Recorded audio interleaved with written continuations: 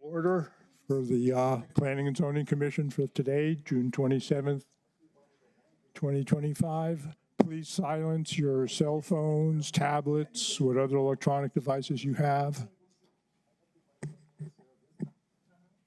Okay. We have people who want to speak on any of the cases, please check in with Eileen over here at the table. Make sure you're signed in, otherwise you will not be recognized to speak, okay? Yeah. Yeah, the people directly in the case are okay. The members of the public that want to speak for or against. Okay. Eileen, roll call of officers.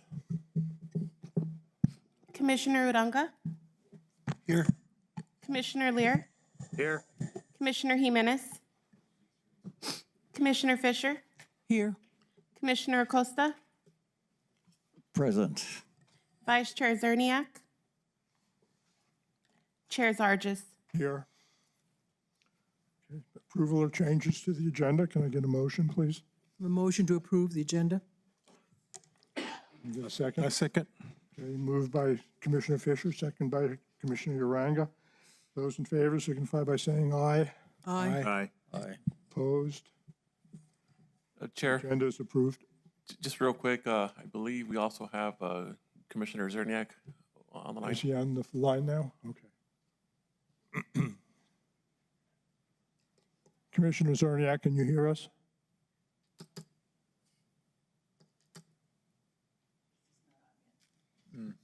Okay, well.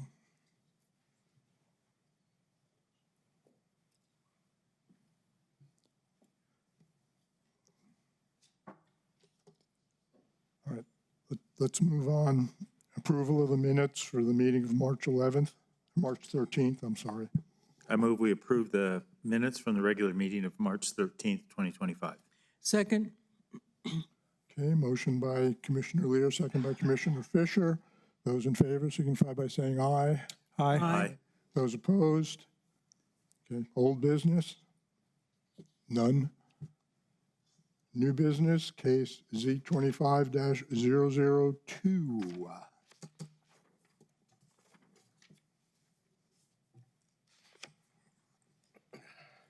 Good morning. Chair, Commissioners. Good morning. Good morning.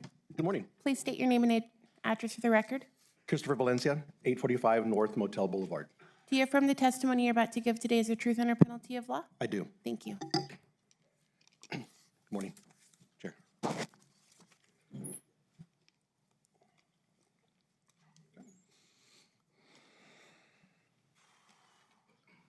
Will, do we have a mouse back there for this computer monitor? I can manage. Good morning.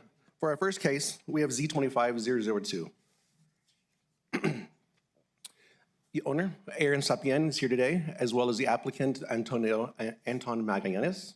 Locations at 4295 Egyptian Street in South Las Cruces. The zoning is a light industrial, and his request is to, on a zone change on a 4-acre parcel, zone light industrial to a D1, regional commercial. That should say regional residential, I'm sorry, zoning district in order to apply for a building permit to build a residence. Here we have the location of the map. To the right is the Aldershot greenhouse commercial business. On the left side, the subject parcel is the applicant, the subject parcel. Here we're looking at the aerial photo. The 4 acres on north of the irrigation ditch is the request of the zone change. The entire parcel is right now zoned light industrial, and south of the property, about 2 acres, is a construction yard, an electric construction yard. Here's the zoning map, light industrial. All of this property is, like I said, going back to the Aldershot's greenhouse commercial business.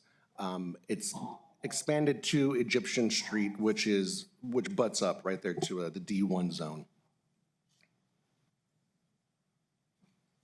Historic imagery shows that the subject parcel has been planted with in-ground planting since '96. And I show the parcel going all the way through to 2020. And I zoomed in on 2020 because that's when the applicant started to build his construction yard. And then at 23, there's more construction there. There's also a site plan I have here showing a 10-acre buffer, the subject parcel that will be shown. A little timeline of the subject parcel itself. In 2001, there was a zone change for the Aldershot commercial greenhouses from an ER3M residential to an EI1 light industrial that was approved by the ETZ with conditions. In September 2001, the ETZ added a recommendation, ETZ recommended that it was taken to the ETA and the zone change was approved with conditions. And the conditions were that the 2 acres, approximately 10 acres, adjacent to the existing residential shall not be used for any purposes other than growing crops in ground, as well as conditions state that the applicant shall establish and maintain a buffer for approximately 60 feet. Here is the site plan I was mentioning. This shows the site plan from 2001, and highlighted in red is that 10-acre buffer of the applicant parcel. The conditions stated in the staff analysis, which was really helpful, is that to mitigate any industrial zoning in relation to residential property, the applicant has agreed that a 50-foot non-buildable buffer should be added to the westerly property boundary. In 2001, the neighbors submitted an appeal to the district court, and then in March 2002, there was an added omission of condition, which is no retail or services shall be allowed, and none of the uses with the conditions otherwise allowed as well. The request by the applicant is requesting a zone change on the 4 acres out of the 10.003 parent parcel, which is zoned light industrial, to a D1, in order to allow him to to apply for a building permit to be built on the residential lot. The access for lot 1 and 2 will come directly from Egyptian Road. Here's his site plan. It shows the track 2 up on top, the 4 acres, and then the remaining 6 acres below, and here you can see his 2-acre light industrial construction yard and the pipe fence that exists today. I wanted to show more of the land use area and also just to clear up where notifications were sent out, but also just to see the parcels in general around the light industrial.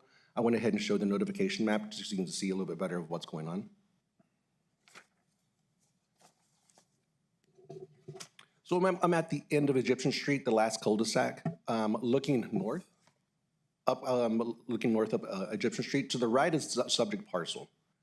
Very nice fence there. And then at the very south of the cul-de-sac, looking south, you can see the entrance to his construction yard. Looking at the notification signs, the most northern area of the 10-acre lot is the old Meadowlark Road that has been closed at the property line. And then south of that is the 4 acres and the 6 acres of his property. Behind that, you can see the greenhouses. In between the greenhouses and the subject parcel, it's about 5 acres in between there. Here is a picture of the pipe fence dividing the property into the construction yard and north, which is the other light industrial, and then the most northern part of the property line, which is the old Meadowlark Road lane. In the middle of the property, or a little north of the middle, is the irrigation ditch, which is where the applicant wants to make that change from residential to light industrial. And what actually started this was last year, Codes was given a complaint of a large pole barn and some unpermitted connex buildings. So the applicant immediately came in to rid the violation of his property, and then that's when we found out that he wanted to change his property into residential. So this is the start of the case from last year. Looking at the zone change evaluation requirements, again, this is the area notifications, 300 feet from the parcel property. There were 12 letters of notification that were sent out on February 3rd. There were no letters of support or opposition. I did receive many calls, but no letters or support of opposition. There was ads placed in the paper on March 3rd, and the signs were posted. The applicant is proposing a single-family residence on his zone change. There will be no large impact expected to populations other than the applicant's immediate family. There'll be no changes to demographics. and no large change to existing traffic flows that are anticipated. The driveway will be located on Egyptian Road, appropriate distance from any intersection, and the Egyptian Road is a county-maintained 50-foot right-of-way road. The zone change will allow the applicant to apply for the residential building permit. The existing EI zone does not allow residential homes in an industrial zone, and the surrounding area would not feel any impact from having the change in residential use. The gas will be supplied by Zia Natural Gas, and the water supplied by Bracito, and the wastewater will be handled by approved septic tanks. There is a sufficient infrastructure capacity for the proposed use. There has not been any evidence submitted for endangered species of plants or animals in the area, and the impact of the surrounding area will be minimal, and similar to the D1 zone, which is right across the street. The applicant will implement best management practices that are identified, noted, and included in the reviews. We think that the comp plan, that these goals and actions support the proposal. G2.2, ensure regulations support the plan requirements. G2.1, provide a predictable way to allocate development. And G4.1, provide marketable and affordable housing. Coming to the decisional criteria, the Miller criteria. When addressing the sufficient change of conditions, making the zone change reasonably necessary to protect the public interest, there is an evidence of change in the conditions, making the zone change reasonably necessary to protect the public interest, such as the downsizing from an industrial use to allow the applicant to build his residence. The zone change is not intended to cover and perfect a previous defective ordinance or to make mistakes and injustices therein.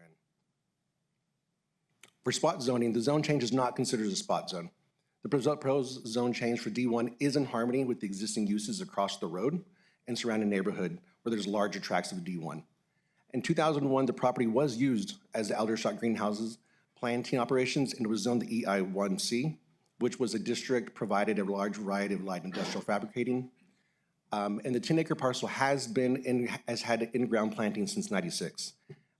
Greenhouse facilities were limited to the area of the inner site operations. That basically was a buffer. They wanted to keep the greenhouses on the inside of the operation. So that acreage has always been seen as a buffer. Going back to the previous order, which actually states those conditions, and looking at the staff analysis, on the right side, that is the order for case Z 2000-014. I'm calling out number 6, II, which is the 2 areas approximately 10 acres adjacent to existing residential development on the west side of the property shall be used for any purposes other than growing crops in ground. That's from the order. Then looking back at the notes as well, the staff analysis, caught my attention was number 4, is to mitigate the industrial zoning. In relation to residential property, the applicant has agreed to a 50-foot non-buildable buffer along Aldershot's westerly property boundary. Now, mind you, that's been 50 foot to then 60 feet to then actually just make an entire 10-acre parcel being the buffer. In our staff findings, the property is outside of any incorporated municipal zoning authority, so therefore Doña County and Planning and Zoning has a jurisdiction to review. The request of the application is consistent with the requirements of the UDC. The zone change request for D1, it does satisfy the decisional criteria for a zone change, in that it is appropriate and reasonably necessary to protect the public interest. And there is sufficient change in the downsizing from an industrial use to an applicant to build his residence and intended cover and perfect the previous defective ordinance. Conditional I1C zoning designated the parcel as a no-build buffer zone for commercial greenhouses. Number 4, the zone change to a D1 district would not be considered a spot zoning. The proposed zone change is in harmony with surrounding areas.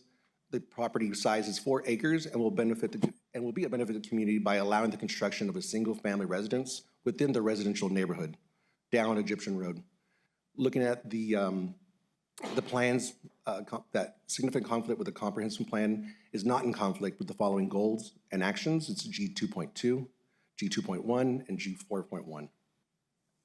Therefore, based on our findings of fact, staff analysis, and agency comments, the staff recommends conditional approval of case number Z25002, a change from a light industrial to a D1 zoning district in order to apply for a building permit to construct a single-family residential home, with the conditions that the existing industrial zoning be reduced to the pipe fence of the electrical construction yard due to the previous conditions of the existing industrial zoning and expand the D1 zone which is consistent with the surrounding zoning of the Egyptian Street. Within our staff findings, I'm sorry, that concludes our presentation. I went the wrong way. But I did want to go back just to go and look at the site plan so we can speak to that and to understand those conditions. This is the pipe fence. South would be the light industrial, north would be the residential. This is the irrigation ditch where the applicant initially wanted to stop the residential, and we are proposing to push it down to the pipe fence. And then here is the applicant's site plan. I yield for questions, and the applicant and the property owner is here today. Have questions of staff? Okay. Great, thank you. Thank you, Chris. Can we hear from the applicant?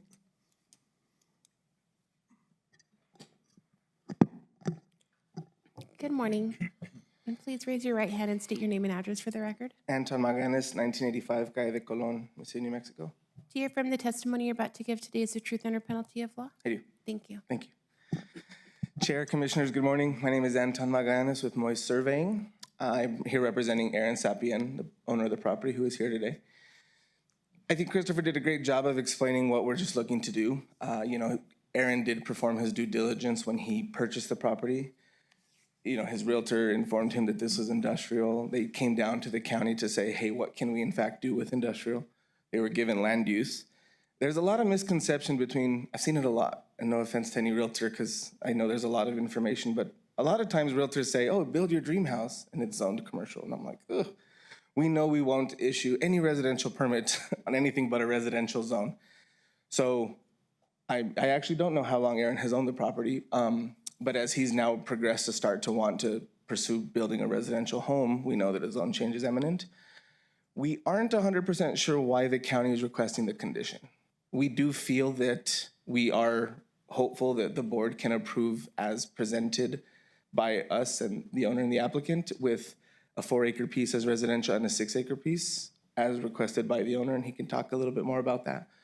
We do feel that even as proposed or presented by us, we're still really lessening the impact of industrial within the area. And again, Aaron can speak a little bit more on this behalf, but as of right now, from what I've talked with Aaron, he has no plans to grow this industrial area. Aldershot did have to go through the due process of rezoning this, and Aaron, as a local business owner, has the opportunity to leverage its use. However, he also wants to live there. The only reason that we're requesting the 6 acres in its size is to maintain strategic planning, right? Is to have the ability to think about what he might do with his company next or what his might next move. Just right before this meeting, I asked Aaron, so you're telling me that as of right now, the likelihood of you needing another 4 acres of residential is just as high as you building? And he said, yeah, meaning I don't have a direction with what I'm doing with my 6 acres. I just don't want to be limited to have to be only within my 2.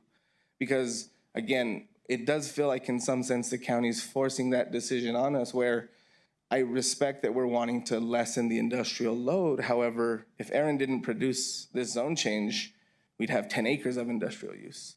So we do believe that even just our 4 acres as presented is helping to positively impact the surrounding areas with a reduction in that industrial use. I'll stand for any questions myself. And again, Mr. Sapien's here if you would like to ask him any questions. Questions for Yeah, Miller? so the argument is that you would like to leave that whole, the southern parts of this as a light industrial. So is that in anticipation of expanding the business into that area? I don't believe that it's having the flexibility to plan because he did purchase this as an industrial 10-acre piece. And as he then realized he'd like his residents to be there as well, he's having to go through the burden of reducing that acreage. However, to pigeonhole him into 2.6 with the 10 that he intentionally bought with industrial seems difficult. So as of right now, it's only for the flexibility and latitude to do what he may need to, although I don't work with him, but he's definitely told me I don't have any plans to go past that fence post at this point in time. I just don't want to have to be confined to it because I did buy this with the intention of it being 10 acres of industrial. So yes. Thank you. I guess I would ask the staff a question, is what's the staff's intention in moving that line down to the pipe fence? We were trying to get, the staff was viewing Egyptian Street as being a complete, is aiming to make Egyptian Street a complete residential neighborhood on both sides. So therefore, we were trying to limit the amount of light industrial in that entire neighborhood. Now, mind you, we could only go with what the applicant's saying now is that we don't know if that plan to expand the businesses is going to occur or not. So if we were just to limit the residential on track 2, we would just have to wait to decide on what's going to happen for tract 1 on what the applicant's going to want to do. We're just trying to maintain Egyptian Street residential on both sides, trying to get it back to its most balanced status. Okay, thank you. And if he wanted to change anything on track 1, there's a limitation on time, correct? Before he can apply again? I don't know. There's 1 year. There's 1 year limitation on 1 what's year on going to that? apply, correct. Mr. Chair, I have a point of disclosure. I have used Mr. Magallanes' firm for surveying for some of our properties. And if you want me to recuse myself, I will. No, Give it up. I don't, not in this case. All right. And by the way, how's your dad? Doing well, thank you. Any other questions of the applicant or staff on this? Okay. Any members of the public that need to address this, Eileen? No one? Oh.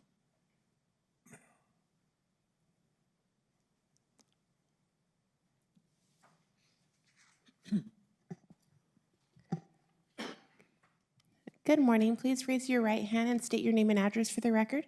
Arlene Martinez, 4240 Egyptian Street. Do you affirm the testimony you're about to give today is the truth under penalty of law? Yes. Thank I you. do.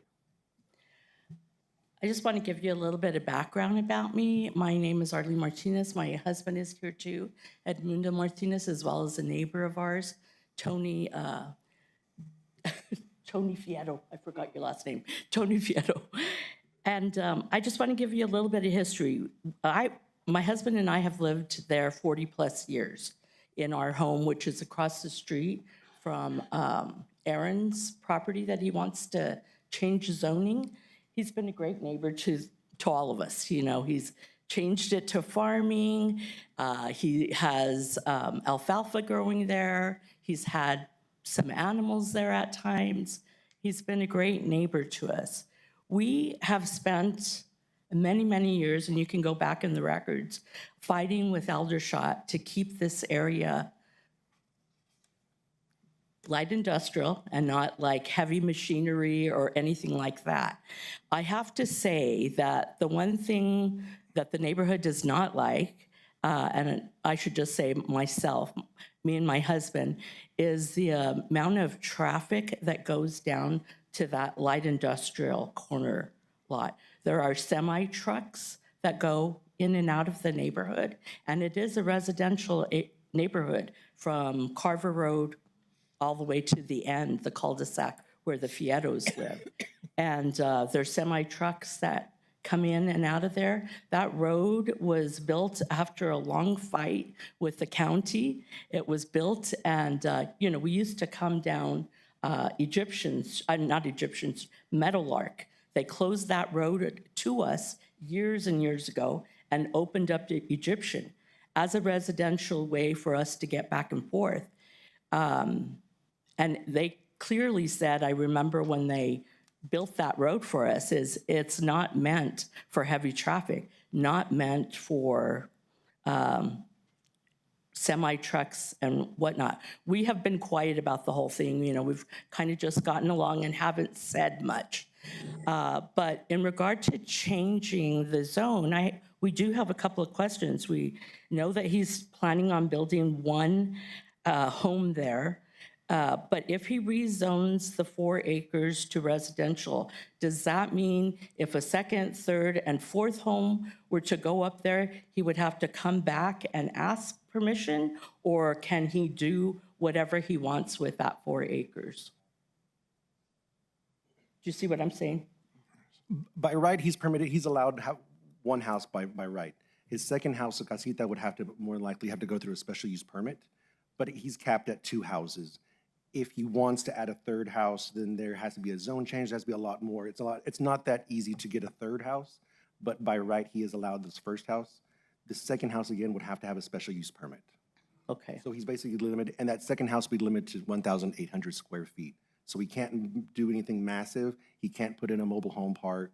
It's a residential home, site-built home. okay. The other thing, There's also one more. We have more comments? we do want to make sure that it is a home and not a trailer, that it would be, you know, a home. All the neighborhood, I mean, there are no trailers there. There are no fabricated homes. They're all, you know, stucco. Well, I don't know. And also due to the fact, because it is 4 acres, he can subdivide in half and have a 2 acre parcels. And if that were the case, then he's allowed a total maximum of 4 homes on that property. Yeah. If he did subdivide that 4 acre property in half. So as of right now, those 4 acres can hold 4 homes. Well, Mr. Chair, just to further clarify, since it is zoned D1, which is a 1 acre minimum, they can subdivide into 4 1-acre lots on that 4 acre They parcel. can. And then if staff's recommendation is accepted, it would go to 8 acres. So he could have a total of 8 1-acre lots if they subdivide into 1 acre parcels. But subdivision is possible. Mr. Chair, and like we all know that sewer dictates development, so I think Mr. Magallanes understands that, right? And a full point of disclosure, I mean, what is the intent other than what you're asking for now?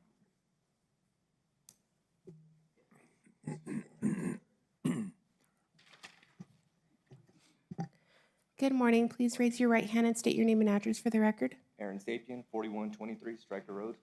Do you affirm the testimony you're about to give today is the truth under penalty of law? Yes. Thank you. So back to that question, I mean, the intent of doing this whole zoning change is basically just to build a dwelling for me and my family. The intent of expanding that 2 acre lot for more commercial is not there.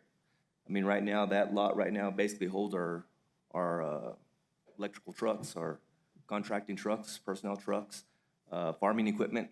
That barn was designed for the hold of alfalfa, so that way it wouldn't get rained on. But we do have, like our neighbor said, you know, there's a semi truck that we own, you know, and that hauls some of the farm equipment, some of our tractors that we do have there in the yard. But to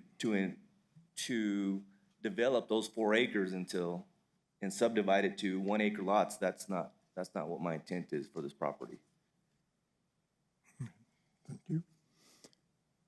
Anything else?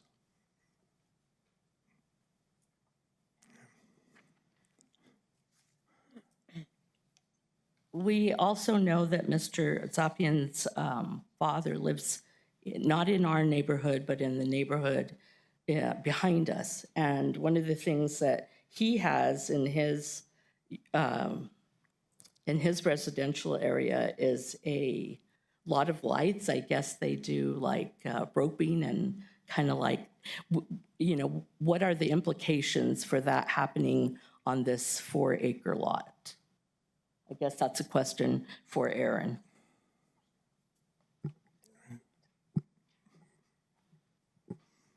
I mean, we do own animals. I mean, right there at my father's location, he does have a roping arena. The intent of putting a roping arena on my side probably is not there. Too much dirt, as I'm experiencing right now where I live, so it's not gonna be there. I mean, there's no use to spending more money on another arena when I go 2 blocks down and there's one there. So as far as stuff like that, I mean, animals, I will have animals. I plan to put some pens there for horses and cattle. But as far as arena, no, I don't plan to put an arena. Maybe like a round pen, you know, to warm up the horses and stuff like that. But other than that, a arena will stay where it's located. Do you have a zone map on here? The only note I wanted to make is I, again, want to just reiterate that I do believe this is a positive impact for the area and for any members of the community that are here or maybe watching as well. Aaron will not be able to do anything that you are not currently allowed to do on your own land. So he is looking for a consistent land use that is consistent to what you all have as well. So if I recognize it's very important to ask Aaron these questions, understandably, but if you generally were not able to do something by right with your land, Aaron won't have that same opportunity. The only restricting difference is that you may have some covenants within your subdivision that he, of course, is not a part of a subdivision. However, land use, anything that you can do or cannot do, he will be subject to the same requirements because we want to be consistent with the neighborhood and just really, you know, if he were asking for something like D2 or something a little bit different, I don't know if I would have taken on the case because it's just not in harmony with what the community or surrounding community properties are also zoned. Thank you. Thank you. Anything else?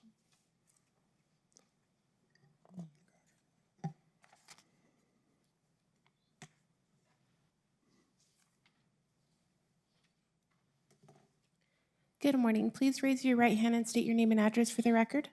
Antonio Fierro, 4290 Egyptian. Do you affirm the testimony you're about to give today is the truth under penalty of law? Yes, ma'am. Thank you. I'm sorry, I'm hard of hearing and I didn't hear half of the stuff that was going on. I wanted to know about the acreage that he's wanting. It's 4 acres. Does he plan to do anything, any more houses in there? No, sir. No, just that one house. If I decide to do another one, I want to build one and maybe a second one on the other 2 acres, but that's about it. On the other 2 acres? Yeah, so you have a 4-acre parcel right now. Uh-huh. I want to divide that into 2, build one there, and later on, maybe build another one on the other 2 acres. Okay. All right. Aaron's been a great neighbor, I gotta admit. The only thing I didn't like, I live right in front of the electrical complex that he's got in there. And like Arlene says, we do get a lot of traffic through there. And a lot of, they have one semi-truck. And he was kind enough to put the shed up away so it didn't block my view of the mountains. That was important to me. And they were gonna build a office there. And I told him I really didn't want an office there. They blocked the view there. And he hadn't built it yet, but it's up to him, really. I can't stop him. But like I said, he's been a good neighbor. The only thing our neighborhood doesn't want is a trailer house. He was mentioning me, he was gonna have one built, but it's underground, right? That'd be a ground set. I mean, things are still thrown up in the air right now. It's all on expenses, you know, with the interest rates that are high on the residential. I mean, being that you have a mortgage of a 10-acre plot plus build a house, and it's gonna cost $500,000 on the house. I mean, I gotta scale it down to something that's affordable to me. But I mean, it's like I told Mr. Fierro, it'll be a ground set mobile home if I decide to go that route. And it's gonna be a decent size. Well, up and down Egyptian, we all have houses. We really don't want any type of trailer in there. I mean, that would bring down the value of our houses, and that's the only thing I'm concerned about. Like I said, he's been a great neighbor. We'd like to have him, but I would prefer him build a house, and I know that's asking a lot, but from our point of view, we don't want the value of our house going down. That's all I got. Thank you, sir. Anyone else? Mr. Chair. Commissioner Costa? Thank you. Janine, on transfer of purchasing of properties that are existing, crossing the railway there, does it transfer over with perpetuity, or how does that work? Mr. Chair, Commissioner Acosta, the conditions that are applied to a zone change, a variance, any land use application does go transfer with the property. Okay. And when we went from the ETZ to the UDC, the conditions, all the conditions on the zone changes didn't transfer over. So we've been looking at them on a case-by-case basis. So when they came in for the zone change, we started looking at the old zoning and we noticed that there was conditions applied to it. And then we pulled up the old file and found out that this 10-acre parcel was earmarked as a buffer zone, planting only for Aldershots. And Aldershot sold the property to New Mexico Greenhouses after that, and then I don't know what happened with the conditions.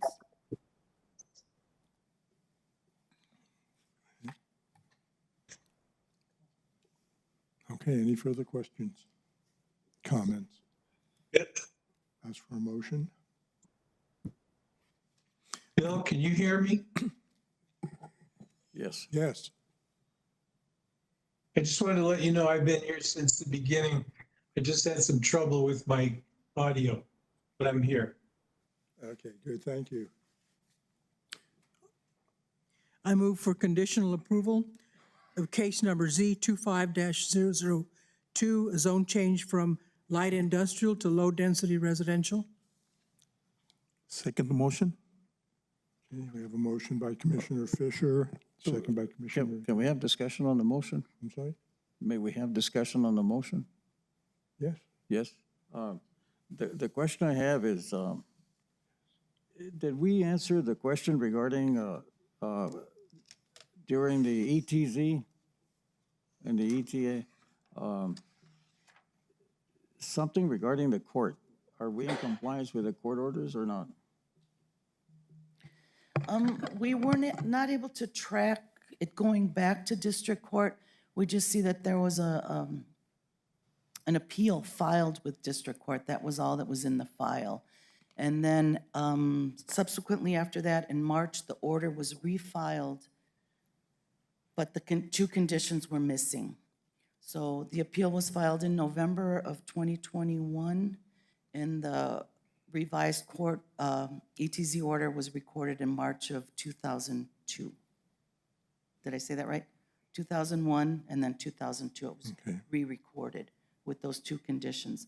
So we're assuming that the court upheld the ETZ's decision, but I'm not sure exactly what happened. I know the Martinez's were involved with the appeal, so they might have a little more history than we do. Okay. Okay, thank you, Mr. Chair. Any further questions or discussion? Call the roll, please, Eileen. We have a motion on the floor and it's been second, right? So we're ready for roll Yes. call? Roll call. Commissioner Uranga, Yes. Commissioner Lear, Yes. Commissioner Fisher, Yes. Commissioner Acosta, Yes. Vice Chair Zerniak, Yes. Chair Zargis. Yes. So, Mr. Chair, to be clear, conditional approval based on staff's recommendations?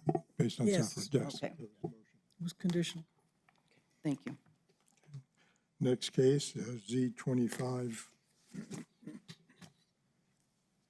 -003.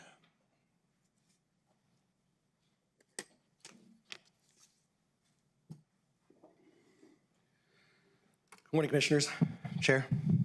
Morning, Good morning. again. Please raise your right hand and state your name and address for the record. Christopher Valencia, 845 North Motel Boulevard. Do you affirm the testimony you're about to give today is the truth under penalty of law? Yes, Thank you. thank you. It's me again. For our next case, 5B, this is for Z25-003. It's another zone change. We have the owner, Saul Tercero. He's here today with the applicant, Anton Magallanes. The location's at 8744 on West Side Road down in Anthony, New Mexico, and it's zoned T2. This request is a zone change on 3-acre parcel to be divided into 1-acre lots for family members. Here's the location map. This is the, I don't have the mouse or anything, but the south of that subject parcel is the intersection of Vinton Road and West Side Road. This is the aerial photo here, the 3-acre parcel. No cursor, yeah, or a mouse. Sorry about that, we're looking for a cursor or a pad. Here's the zoning map. The zoning map does show that the parcel is in T2 and it butts up to a T3. For a point of clarification, the packet that went out to the neighborhood, the notification map was using an image that was dated by the assessors. Come to find out that there was a property line that was not vacated, and the assessors had it shown a 2-acre parcel on top and a 1 acre on bottom, and it made it look like there was 2 different parcels on this 3-acre parcel. It's always, well, I don't want to say it's always been, but it has been converted to a 3-acre parcel back in 2024. So this is the correct zoning image. Again, it's a T2 button up to a T3. Historic imagery shows that the subject parcel has been used for agricultural purposes since '96. In July 2022, there was a 1-acre parcel created by a line adjustment, and that's where we get that first 1-acre parcel.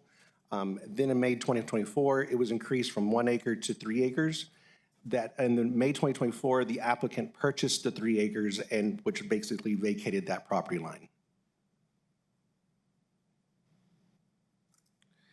The applicant is requesting a zone change on a 3-acre parcel, zone T2, to a T3 zone, which consists of a low-density, single-family residential dwelling with some mixes of use of home occupations and outbuildings. The applicant states in his narrative that the purpose of the division is to allocate 1 acre each to his children and for himself and his family, and with the intention of providing them space to build a home. The T3 zone allows the 3/4 acre minimum lot size for septic tanks per the NMD standards. And the access will be from West Side Road. We'll have to meet UDC standards for the road. Here's the site plan. And that actually says right there, prior property line. Subject parcel here. All agricultural in the area. So I'm standing on West Side Road at the irrigation ditch, and then looking at the subject parcel to the west. It's right north of the irrigation ditch. Here are the notification signs that were also posted on the property. So looking at the irrigation ditch, in other words, looking due west, the right side, meaning the upper side of the ditch is zoned T2. The applicant's trying to change it to a T3. South of the irrigation ditch is the T3 zoning. I turn around on the West Side Road and I'm looking south, and you can see barely by the sun, that entire swath on the other side of the road is also a T2. I'm at the intersection. Top left-hand corner is the view north up West Side Road at Benton, and this is a really busy intersection. The right-hand side, the upper right, is the West Side Road looking south from Benton, and then bottom left-hand side is I'm looking west up Benton and then viewing east. So it's a very busy road there at that intersection. And I actually call out the zones at that intersection. Here I'm standing south of Benton and east of West Side Road, and you can see T3. That large swath is all T3 there. South of Benton, west of West Side Road is all T3, and the east side of Benton, West Side Road is all T2. Here I'm at the corner of the southern. Hey, Louis. South. Yes, sir? Okay, how are you? Okay, so here we have, we're at the corner of the property line, and you can see the road being, higher than the property line itself, and the road itself is a 40-foot right-of-way. But yet the road is only 25 feet wide. It's a very narrow road, West Side Road. Will, could you click on the PowerPoint, please? I'm trying to move it forward. Thank you. Here we're looking at the zone change evaluation requirements and the area of notification. About 11 or 12 different applicants in the surrounding areas. 12 letters of notification were mailed to the properties, to certain nearby properties on February 3rd. There was 1 letter of opposition received, and we will hand that out here right now. Sorry about that. And the signs were posted in a timely manner. Looking at the staff analysis, the applicant is proposing at least 1 home per acre, as he stated in his narrative. There's no large impacts expected to population other than the applicant's immediate family, and there'd be no change or impact to demographics. No large impact to traffic flows is anticipated, and the driveway will be located on the West Side Road, thank you, at an appropriate distance from the intersection. West Side Road is a county-maintained road Right-of-way classified as a minor arterial by the Mesilla MPO and is a 40-foot right-of-way. The zone change will allow the applicant to potentially divide the property into lots smaller than the 2 acres the existing T2 zone allows. The proposed zone change is in alignment with the existing conditions to support public interest, and the surrounding area would not feel any impact from having the change in residential uses as the adjacent landowners of this property is also zoned T3.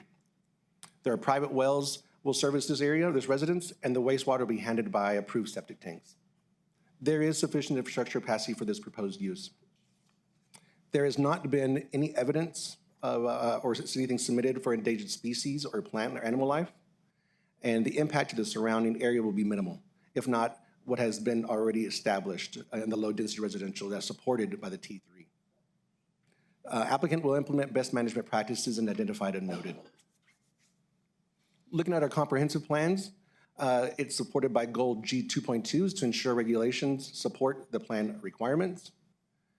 Goal 2.1 to provide a predictable way to allocate development, and G4.1 to provide a marketable and affordable housing. Looking at the decisional criteria, the Miller criteria, when addressing the sufficient change of conditions making the zone change reasonably necessary to protect the public interest, there is evidence of change of conditions making the zone change reasonably necessary to protect the public interest, such as increasing the residential area and limiting the industrial use as previously noted in stated conditions. The zone change is not intended to cover and perfect a previous defective ordinance or make mistakes or therein injustices therein. If denied, the applicant, this is interesting, if denied, the applicant could move forward with the claim of exemption, which would create legal non-conforming 1-acre parcels. This just shows that the surveyor is trying to move forward with a different processes instead of using a claim of exemption. Looking at spot zoning, the zone change is not spot zoning, as it will be adjacent to a T3 zoning to the south. The proposed zone change is in harmony with existing residential developed parcels in the surrounding area. And looking at 403.F lot structure, lots shall have a minimum and maximum widths in the lot sizes per table 5.4 through 5.7 of the site standards, except in the rural T2 zone. It may be platted to NMED standards. And this is saying that if the zone change doesn't go through in terms of is not approved by the zone change, that the T2, if denied, the applicant can still divide his property via claim exemption, and if approved by NMED, he could have 2 3/4 acre lots could still be created. Looking at the staff findings, the property is outside of any incorporated municipal zoning authority with the Doña County and Planning and Zoning Commission has the jurisdiction for the review of this case. The request of this application is consistent with the requirements of the UDC, and the zone change request for T3 does satisfy the 35203 decisional criteria for zone change, and that the zone change is appropriate and reasonably necessary to protect the public interest, and there is sufficient change in population growth. It's not intended to cover or perfect previous defective ordinance or to correct mistakes or injustices therein. Staff findings number 4, the zone change to a T3 zoning district would not be considered spot zoning as T3 is adjacent to similar zoning to the south. The proposed zone change would allow property owner to allocate 1 acre to each of his 2 children. The T3 is in harmony with the residentially developed area, parcels, and the surrounding area. Pursuant to section 403F1, that lot sizes may be reduced to NB standards in the rural T2 zone, and goal G2.2, goal 2.1, and goal 4.1 are significant following goals and actions of the comp plan. So based on the findings of fact, staff analysis and the agency comments, staff recommends approval of case number Z25003, a zone change on 3-acre parcel zoned T2 to a T3 zoning district. Thank you. I yield for any questions. I will put it back on the site plan. Can we hear from the applicant? Yes, the applicant is here today as well as the, not the owner. Oh, fantastic. Good morning. Please raise your right hand and state your name and address for the record. Anton Magallanes, 1985, Calle de Colon, Mesilla, New Mexico. Do you affirm the testimony you're about to give today is the truth under penalty of law? I do. Thank you. Mr. Chair, Commission, good morning. My name is Anton Magallanes. I'm representing Saul Tercero, who unfortunately couldn't be here. He's out of state. He was hoping to come and help plead his case. I want to help just clarify a couple of things. When this was out in 2024, In 2024, we did produce 1 acre. And that is the small 1 acre that you see as a part of that larger track 1.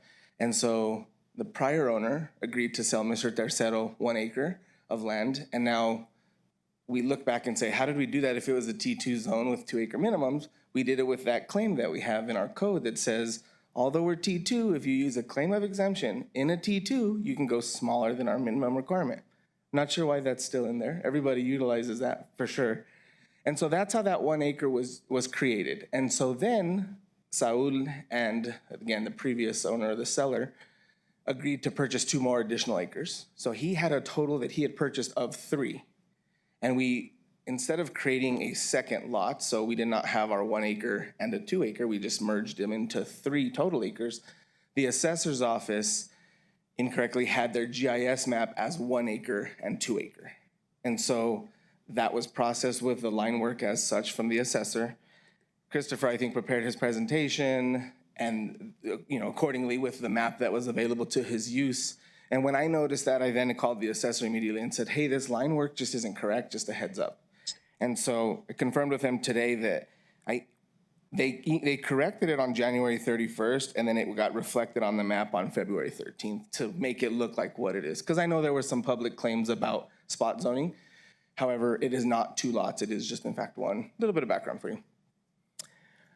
Mr. Tercero, his intentions, from my understanding, are to give these 3 lots to his, to his children. However, when we talked about how he would like to split that, as I stated, we have a claim of exemption process, or we have a typical subdivision process. For us to give his children the lots via claim of exemption, we wouldn't have to be here today. We can file that claim of exemption with Christopher in their office. It doesn't really receive public comment. It may receive public comment, but it's handled administratively. And by right, we're allowed to. However, what we see, and you could kind of see here, is that by right, we do see some smaller tracts within our T2 zone that look smaller than 2 acres. Specifically, I'm not sure if there's not a mouse or a pointer. Is there a laser? There's no mouse.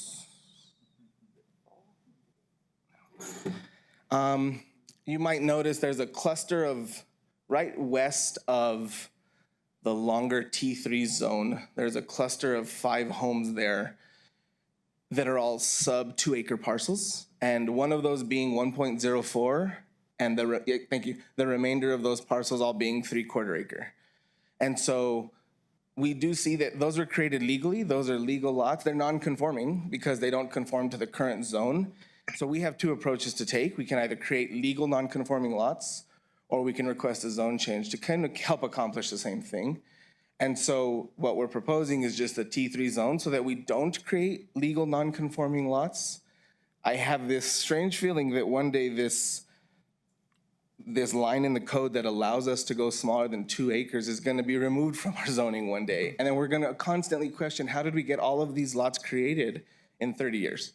So to help avoid that problem, I say, let's just go through the process of T3. Use is still going to maintain the same residential. However, it's one more step for us. I know that the public hasn't had the opportunity to comment. I do have their comment letters. And I just wanted to touch on some of the comments because I want to, of course, give them the opportunity to mention theirs as well.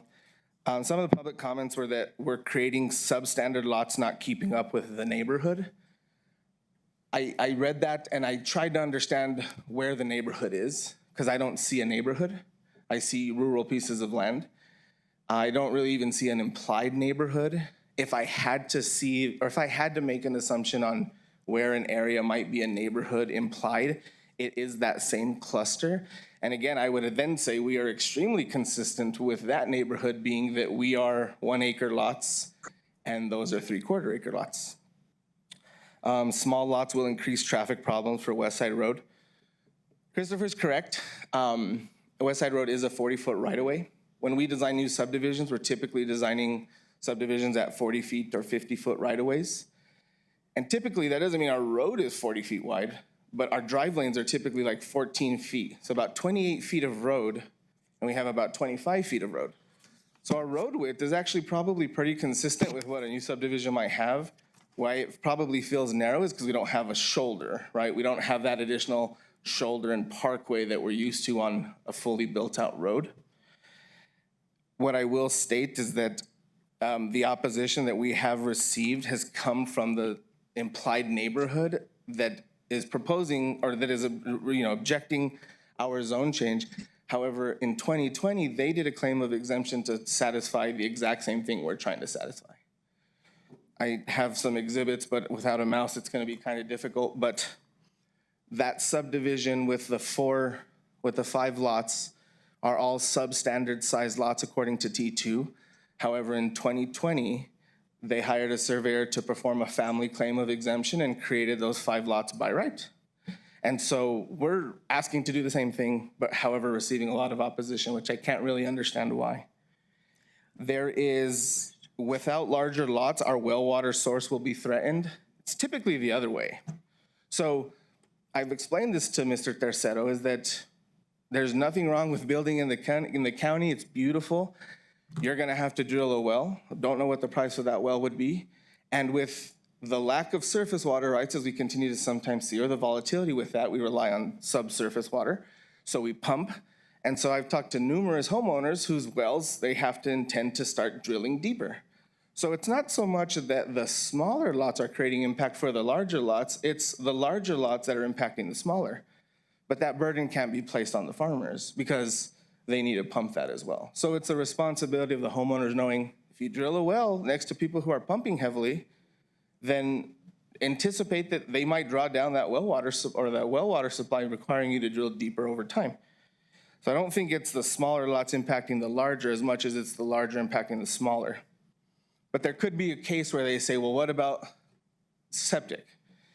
However, we're really relying on NMED. They're monitoring the concentration levels of nitrogen, right? So that's what they're doing, and they're wanting to make sure that there's not a high concentration of nitrogen that could then affect our groundwater. And so if we look at NMED requirements from, my subdivision was built in 1996. I have septic, and my lot is 0.4 acres. Because back in the day, if you had community water, you can have a smaller lot with a septic tank, but that increases density. And so as NMED is continuing to monitor this, they're looking at the number of homes that are being built or the size of those homes, and then changing that lot size requirement.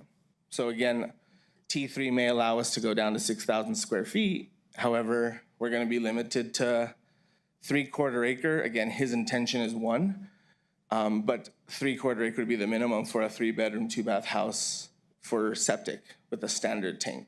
So the impact to concentration of nitrogen is handled through NMED's permitting process, and we're obliging by their code. One of the comments, everyone in the area has been buying 3 to 5 acre lots, keeping the integrity of the area. Why change now? I mean, that's a tough question, because I'd say, well, price point, I'd say economics, I'd say market demand. Are there lots available? We probably don't see a lot of 1 or 2 acre lots for sale in this area because it's in high demand. It's a beautiful area, there's no doubt about it. And again, his intentions to, from what I understand, give these to his kids, so I don't think he's looking to sell these. But I don't think the question as to why we're changing from 3 to 5 acre lots is merited by myself or the board, given that there's a lot of market conditions there. Water wells and septic on small parcels will impact water source. Again, we're facilitating that through NMED. If we were creating 6,000 square foot lots with septic, understandably, we're not allowed to do so. So the intent again is to just subdivide. This is only a zone change, of course. If approved, we would then proceed with the subdivision for 3 lots, 3 1-acre lots. This could be handled with a claim of exemption, as Christopher stated. And I asked the customer, it's an easier route to go by aside from having to zone. His children are underage. So this morning I asked a colleague at a title company here in town, can a minor acquire title? And they said it's tough because there's tax implications. And so his first response was no. And I said, so no minor can ever acquire title? And he said, it just gets really complicated because if they're under 18, then we have guardianship issues, we have things that we have to consider. Therefore, the claim of exemption makes it complicated because of the rules of the claim of exemption.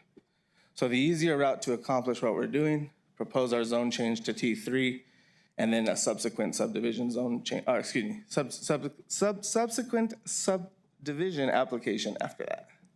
I'll stand for any questions. Thank you. Christopher, I have a question for you, please. According to this, that 1 acre parcel, is that T3? No, the first parcel that was created was still remains a T2 zone. And then the added 2 acres just are both as well T2. So what is the adjoining T3 acreage that you showed on one of those? Yes, the adjoining acreage below is 35 acres. It's the 35 acres below, that's T3. Yes, correct. The teal color at the intersection of Vinton and West I see Side, the lighter colored green, and the lighter color green is T2. that is all T3. On the right side of West Side is all T2. On the left side, the west side is T3, south of the parcel. Thank you. So it does butt up with the T3 at that irrigation ditch. Okay. I think we're ready. Any other questions for the applicant? Mr. Chair, Commissioner a Costa? question of staff. Can you go back to one of the slides that you had on the T3 zones that are adjacent to that property? Yes. That's the large piece. So this is north of the ditch. Yeah, one before that, I believe. Okay. This is on West Side Highway, looking at the property and looking at the irrigation ditch and where, in relation to where the parcel is. There was another one, that one right there. Yes, this is the intersection. This is 1,200 feet from the subject parcel. The subject parcel in the upper left-hand corner is the subject parcel, and that is 1,200 feet from that intersection. On the left side of that road is all T3. So basically, there's T3 zones there, right? Correct. Okay. Now, what I'm trying to do is address the letter from the three brothers, Javier, Jason, and Justin Reyes. Yes, sir. And they are here as well, and they have signed up for comments. And addressing Mr. Magallanes' presentation, I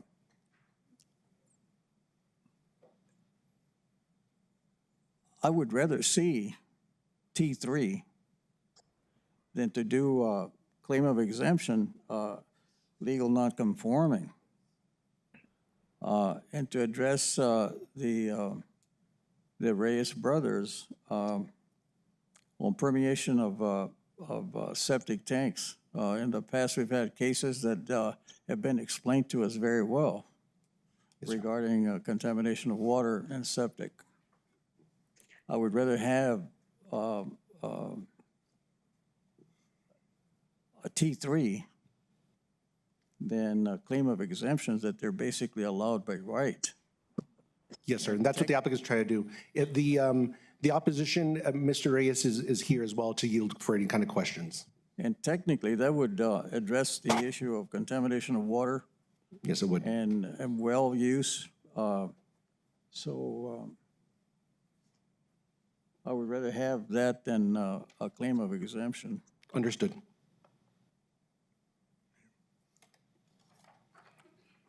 Anything else from the commission? Good. Anyone from the public? We have 2 members of the public. David?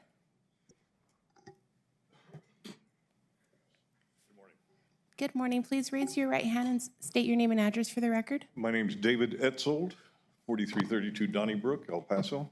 Do you affirm the testimony you're about to give today is the truth under penalty of law? I do. Thank you. Good morning, Mr. Chairman, members of the commission, and on the TV. I've been a commercial real estate broker in New Mexico and Texas for 40 years. I practice out of El Paso, but I sell properties all over New Mexico and West Texas. And I also handle zoning cases. I used to be chairman of the City Planning Commission in El Paso. So I went on to my retirement plan was to take on cases like this. But in this case, Mr. Reyes is one of my oldest clients. And he asked me to step in and help him with this because of his concern that the T2 to T3 change was going to change the character of this area. Now, I'm going to be careful not to use the word neighborhood because you mentioned that you weren't sure where the neighborhood was we were talking about. Well, that's probably a cogent comment, because if you look at the photographs, it's certainly not bounded by any large subdivisions. The neighborhood is identified by Vinton Road and West Side Road, right? I mean, if you all drive north on West Side Road, this is an agricultural corridor connecting Las Cruces and Northwest El Paso. All we're trying to do is bring up the point that the T3 was established just south of this subject property for a reason. It's at the intersection of two major roads in that neighborhood. And T3, being a higher density zoning, would be appropriate at an intersection of two major roads, right? Because it allows denser development. You go north of the intersection, and I say 1,000 feet is a real generous approach for this T3 in the area, but you go 1,000 feet north of the intersection, and you're in a sea of T2 land. You've got, if you look at the zoning map, if I could get the staff to show us the zoning map for reference purposes.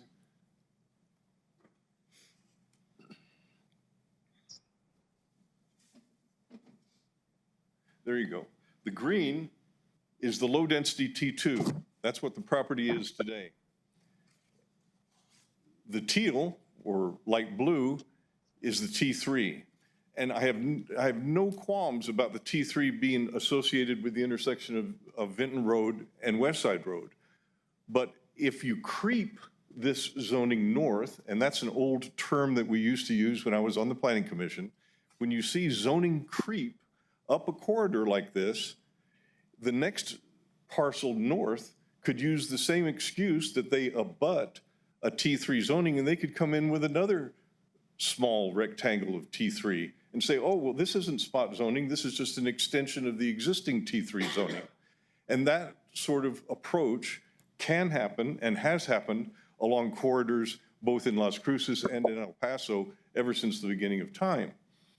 At some point, a commission like yourselves or the council needs to recognize that there's a line that is crossed, and you don't need to increase the zoning or the densities any further away from the intersection than it already is.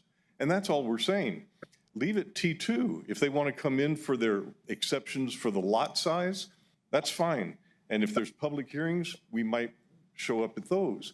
But don't let this zoning, this T3 zoning, creep up West Side Road, because what you're going to end up with is a chopped up landscape that'll interfere with the existing agricultural view of that neighborhood. We're asking for consistency, and that's all we're here to plead today. And I'll turn it over to Mr. Reyes. Sorry.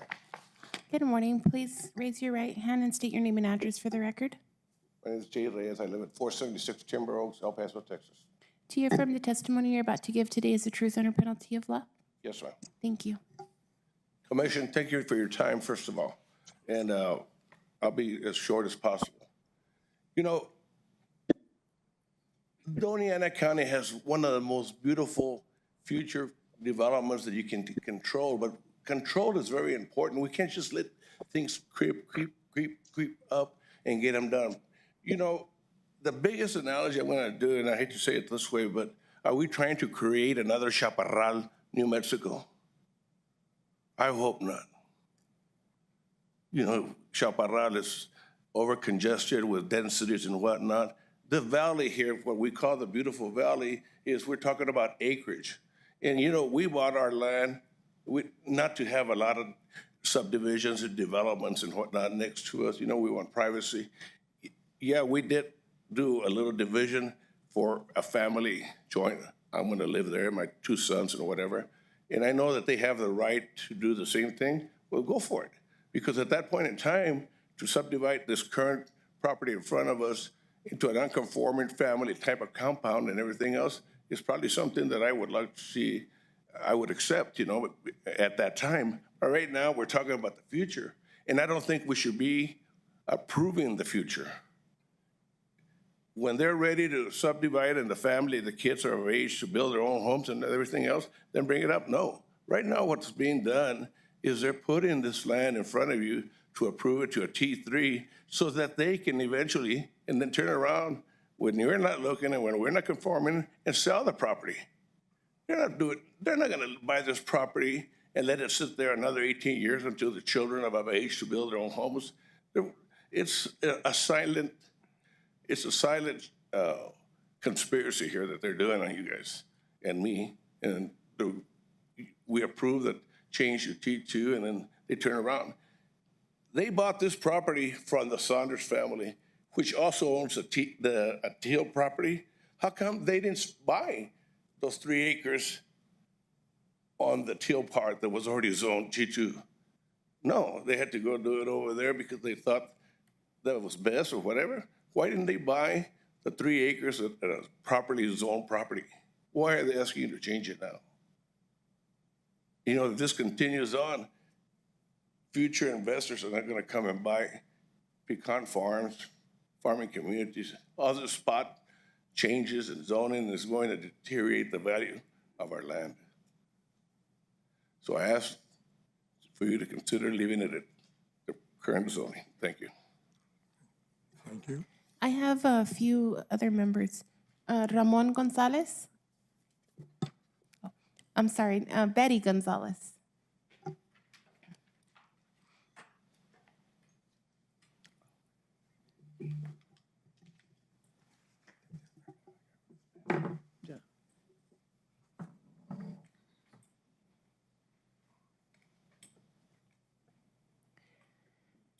Good morning. Please raise your right hand and state your name and address for the record. Betty Gonzalez, Anthony, New Mexico, box 295. Do you affirm the testimony you're about to give today is the truth under penalty of law? I do. Thank you. And then you can feel free to move the microphone down. Thank you. Okay, thank you. Good morning, Commissioners. Thank you for allowing us to make a presentation this morning. The map that was shown for the circle, that circle that was indicated the people who were notified by letter about this zone change. I'm not within the circle, but I'm glad I got the letter because I would like to be able to have my comments known today. The first thing I'd like to say is that there was no sign at all. No sign had been put up. I called the name that was on the letter on Tuesday, and I believe his name was Christopher Valencia. And I said, well, there was no sign to indicate that there was going to be a meeting and the zone change. And he said he was going to be going out Wednesday. He said, I don't know whether there were signs or not. Well, we all go there daily, and we know that there were no signs. So that's something that I think is very critical because it lets the community know, when there is going to be a zone change. And it definitely, I see it all the time in other places, but like I said, there was no sign posted for this change. The gentleman who spoke was before me said it's a very beautiful area. It's farmland primarily, all the way from Washington Street down to the Texas state line at Cañetillo. West Side Road up and across to 478 is all farmland, and there are homes within the area. Most of the homes in this area are on large plots of land. I'm sure that there's only a few that might fall into the 2-acre category, but most of them are on large pieces of property. and probably were bought many years ago. There was also a friend of mine who was able, I'm not very familiar with using the computer to go into information for the county, but she found that there was 13 letters that were sent out to the people in the area. And 2 of those letters were sent to the person who is asking for this request, Saul Tercero. 2 letters went to this person. So that indicated to me, maybe I'm wrong, but it indicated to me that that person then is somewhere other than what is being requested, somewhere else within that circle. Or why would that person have gotten 2 letters? The area across West Side Road, and it's very, there's some houses on the east side that are very nice homes. They have spent a lot of money, I'm sure, on those homes. They are all above the 2 acre. It's just a very nice neighborhood across the street. And like the gentleman said, I'm sure that this would be it's a good spot for making more sales. I mean, that's 3 more areas that can be sold. But they're small lots, they're 1 acre. And the road there is very narrow. I mean, it's not kept up. There's no easement. There's on the east side, there's the main Elephant Butte Irrigation District. No easement. Tractors go through that road daily. It's just a very, it's a hard road used by everybody. Buses, tractors. There are no lines drawn by the county, or I mean, I think it's a county road. There are no lines, at least even on the outside or even in the middle of the road. Very dangerous road because there are no lines drawn. I've had to call several times to the county to ask that the road be repaired, especially along the Elephant Butte side where there's the big irrigation ditch, because the tractors and the big trucks have just ruined the edges of the roads. And so at night, you know, if people aren't familiar with the area, you know, and you meet someone, I mean, it's very dangerous. It's a very dangerous road for someone who's not familiar with it. And so that's another reason I think that I would not like to see more lots being sold there, especially that close to the road.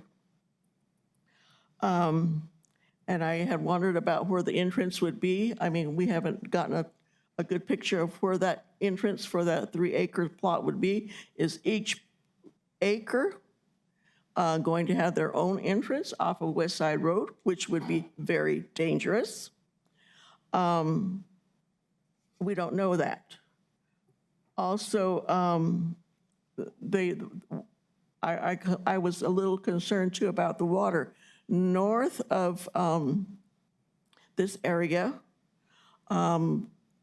I have some friends who live in that area, and presently, when everybody's irrigating, especially those wells that are on the Texas side at Vinton, when they're running days at a time, I mean days at a time, the pressure is just so low that those people don't have water.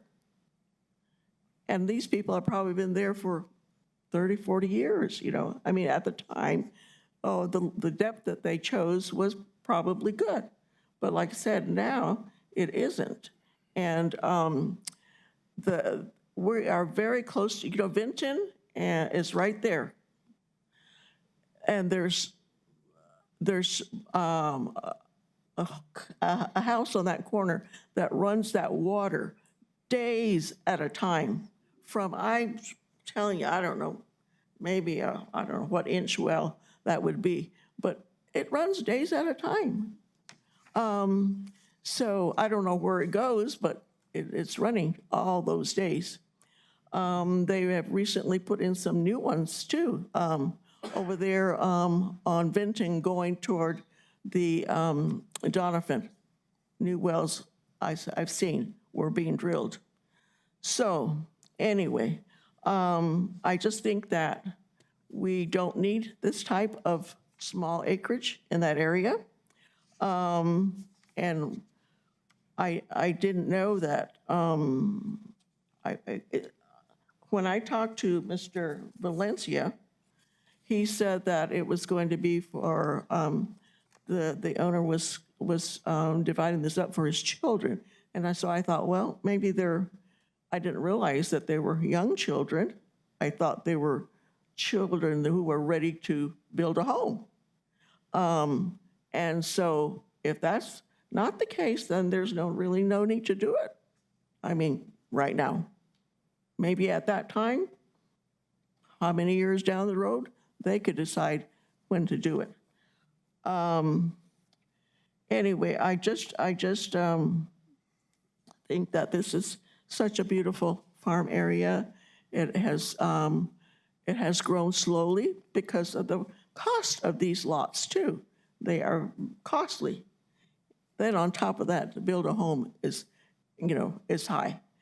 So I'm hoping that you all will take this into consideration and that in the future, I would like to make sure that the county does do the posting of these signs, especially out in the county area like that, because that gives the notification to the people in the area. And I thank you for listening today. Thank you, ma'am. Ron Hagen. Chair, I do have a point of clarification really quick. Just a comment on what Mrs. Gonzalez mentioned. She is number 12 on the map. I'm sorry, she's number 11 on the map. Okay. As well as if you'd receive multiple flyers, it's most of the time because you have multiple addresses. A lot of times people have PO boxes as well as physical mailboxes. So many times you do see people, especially the applicants, receiving 2 letters. Thank you. Mr. Chair, I have a question for staff. Go ahead. Staff, did you all verify the signs out there by any chance? Yes, when the applicant or the owner does pick up the signs, we let them know that we want them to send us a picture of where they posted the signs to prove that they put the signs, so that whenever we do go back and see them, we know where they're located. Mind you, there was many days of wind, and so whenever I did go there on Wednesday, I did not see the signs. I didn't see remnants of them, but I did see that they were posted on the date that they were picked up on February, I think it was. Thank you, sir. Thank you. Go ahead. Okay. Good morning. Please raise your right hand and state your name and address for the record. Ron Haugen, 8730 West Side Road. Do you affirm the testimony you're about to give today is the truth under penalty of law? Yes. Thank you. Good morning, Commissioners. My name is Ron Haugen. I live across the road from the proposed site, up about 300 yards to the north from that area. About 20 years ago, my wife and I bought 20 acres in that area as a proposed investment property. And at the time, we were told by the county that you could not subdivide unless you're doing it like they mentioned for your kids. You can cut it up for them if you'd like, but you can't cut it up. You can only do that every 5 years, okay? So we said, fine. In the meantime, for about 10 years, we had a local farmer who farmed the land for us. And about 10 years ago, we sold off 10 acres to our neighbor who put in alfalfa, built a beautiful home, excuse me. And about 3 years ago, we sold the 6 acres on the other side to our other neighbor so he could run his horses on it. And so that left us about 2.5 acres in the middle where we built a dream home, is like somebody said. It's a lot of work, but it's okay. And I guess my concern is the fact that at the time, we were told you could not do any of these breaking it up other than in every 5 years and keep doing that until you can get down to whatever it was you want to sell. okay? Which we were fine with that, okay? So my concern is too, in the neighborhood that there's not a lot of traffic right now, but like everybody mentioned, the road condition is not ideal for trying to increase the traffic. And there's a lot of other things that go on the weekends. It's packed with bicycle people riding up and down the road. So there's a little congestion there, but that's not the biggest problem. But the main concern is just, my concern is the fact that, you know, if it was good for me to do the every 5-year things, I think it should be good for anybody else to be able to do the same thing. We complied with what we were expected to do, and we expected that should be held true for anybody else. And my question I had too is there any covenants that are being proposed for this piece of property in terms of the types of houses, anything like that that's going to, I saw nothing in the paperwork that says what's going to be in there. It just says a house. There are no covenants proposed for this division, no. Anything over 3 would have covenants, but it's not a subdivision, it's just simply the split of it. There's no covenants for this development. So they could technically just put 3 trailers in there? Anybody else? They would be able to, I mean, and just to clarify, I mean, right now, we're at a point where we're just discussing the zone change. So yes, I mean, there's no covenants right now. Yeah. But if it was approved and, you know, the applicant decided to file for a summary subdivision to create 3 different lots, then a disclosure statement would be required. And then basically, you know, anything under the T2 zone would be allowed. T2 does allow for single wide mobile homes, double wides, or cycled homes. Okay, so. And as well as the T3. So they're both pretty much residential. So once they got to that point, they could put 3 trailers in there and call it home, yeah. And they could put a trailer right now. Yeah, I think that's what everybody else's concern is too. There's a lot of nice homes out there. And just like the other case before, things like that can depreciate the value on your home. And you have a large investment, it's probably not what you're looking for. But like I say, my concern is just the fact that I followed the rules. I think everybody else should too. So, thank you. Thank you. I had one last individual, but I'm not sure. Did you want to speak after all, Mr. Delgado? No? Okay. Okay. Mr. Chair, Commission, just to kind of address some of the comments that were brought up. First off, conspiracy is the furthest thing. I chuckle at that because I think like I take our community so near and dear to my heart and want to best represent it however I can, that I actually only take on these projects if I think it's for the benefit of the community. Even if people want to do it as bad as they want to, I say your route to success is really limited. I don't think it's best for us, and I'll just pass on it. I have no problem doing that whatsoever. And I also hold Chaparral near and dear to my heart. I think we shouldn't really be making claims to other areas given that there's affordability issues that we run into. So again, I love Chaparral and what they do, and I appreciate the work that they provide us. And you know, it shouldn't be a basis for comparison as from one area to the other. I think Betty's comment, or I'm sorry, I didn't hear her last name, but the lady who spoke about the impact to water and some homes not even having pressure and or flow could be, again, to my point that it's the larger farms that impact the smaller does not have impact on the larger. USDA, USGLO, all of the surveys that I've read say agriculture is a leading consumer of underground water for sure. So I don't think we're impacting as much. As Albert mentioned, as T2, by right, he could go put 2 mobile homes on there today if he wanted to. There might be a special use permit, I don't remember off the top of my head, that he'd have to apply for. Again, by right, he'd be allowed to do so. So a lot of the comments that I feel like I'm hearing, I always, of course, appreciate public comment as it's our civic duty, and it's important to our constituents. It is about the subdivision process, and I just remind us that we are here for the zone change. Just to clarify the age of the children, they are, I tried to text the owner and I got a response from a friend of the owner that said they believe they were 12 and 17. just because I don't want to like mislead people to think they're 1 and 2 years old or 17 and 18, right?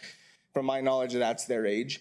And if I had $1 for every time I had a customer say, hi, I want to call you, I'm calling you because I want to divide land for my kids, I could probably retire all of us. I get so many calls about people wanting to do that. The reason that it's important that we do this sooner rather than later to address some of the comments is that these development codes are dynamic. They're changing. You know, we saw a really large impact to our development code in 2021. I hear that there's some development UDC amendments that might be coming soon, so I suspect they're coming and they're going to have impact on development. So what will be the process to do so? Will he be able to do this in the future or not? So I think everybody would rather do it sooner knowing that they have a route to do so than leave it for the future, which may be unknown. Not only that, but sorry, my notes just. If we did a claim of exemption, you know, there are 13 different ways to claim or subdivide property or split property via claim of exemption, one of them being for family members. So we could do a 3-lot claim of exemption and give them to siblings. However, they have to hold them for 5 years, as Mr. Haugen said. They could do a 2-lot split and sell both of these pieces today. So the claim of exemption, as our state statute, does have a 5-year hold. So of course we'd work within whatever bounds we had to accomplish what he's doing. We just think on a development zone level, for the characteristics of the area, David did mention that, you know, we don't want to see zone continue to creep. I think the only comment I can address to that is what we're not considering is environmental change. So if he owns 1 acre, why are we limiting it to a 2-acre standard? We know that he's going to be a flat rater with EBID. He won't get any surface water rights. He'll get 1 watering maybe 2 times a year. As we consider the environmental impact and change, our zone map, of course, has to then turn around and reflect that. That's why everything is case by case. That's why it's 1 at a time to see if what we're proposing is harmonious with the surrounding area. And as far as, I do want to make everyone feel rest assured, there's no way that they can feasibly, unless they were willing to lose money, develop this into anything smaller than 3/4 or at least 1 acre lots. Because although they would be allowed to go 6,000 square feet, there's inadequate infrastructure in the area that would prohibit that from happening 100%. Lastly, I've probably gotten within the last, let's see, since at least February to March, I could name 3 properties on the same road that want to subdivide, and some of these lots are like 35, 40 acres. So they're talking about larger 1 acre lots. So, you know, it's not to discredit anything. It's that what people are wanting to do with their land is changing, because I don't think we have nearly as many farmers. They're buying it for investments and development. I don't want to stand in the way of Mr. Tercero not being able to subdivide his property with a T3 zone, only because it just makes more sense to conform to the zone rather than create non-conforming lots. Thank you. Thank you. Anyone else? Commission? Look for a motion.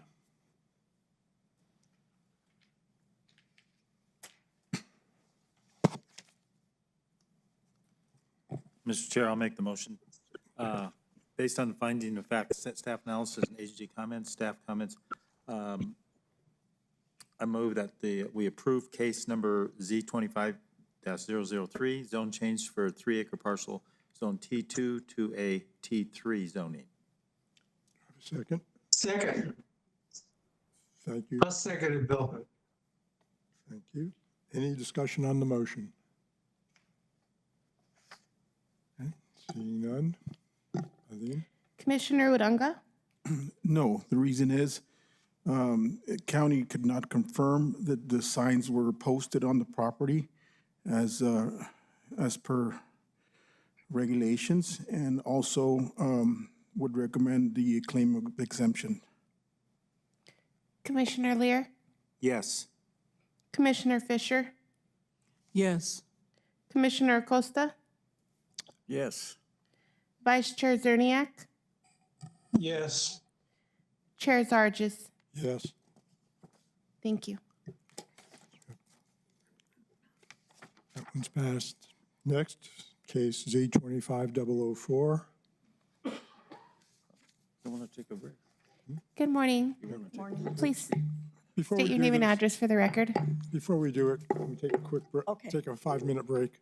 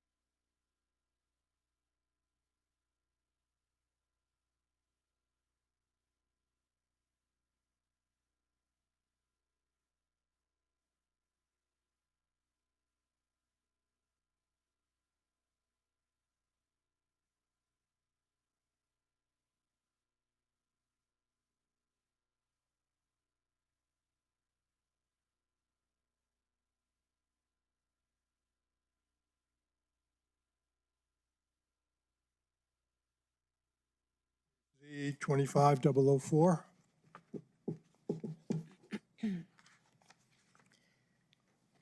Morning. Good morning. Please state your name and address for the record. 845, Charlene Santisteban, 845 North Motel Boulevard, Las Cruces, New Mexico. Do you affirm the testimony you're about to give today is the truth under penalty of law? Yes. Thank you. Okay, so we've had a lively discussion with two cases.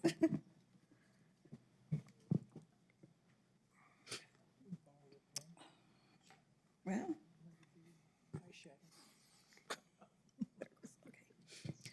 This is zoning case 25004, and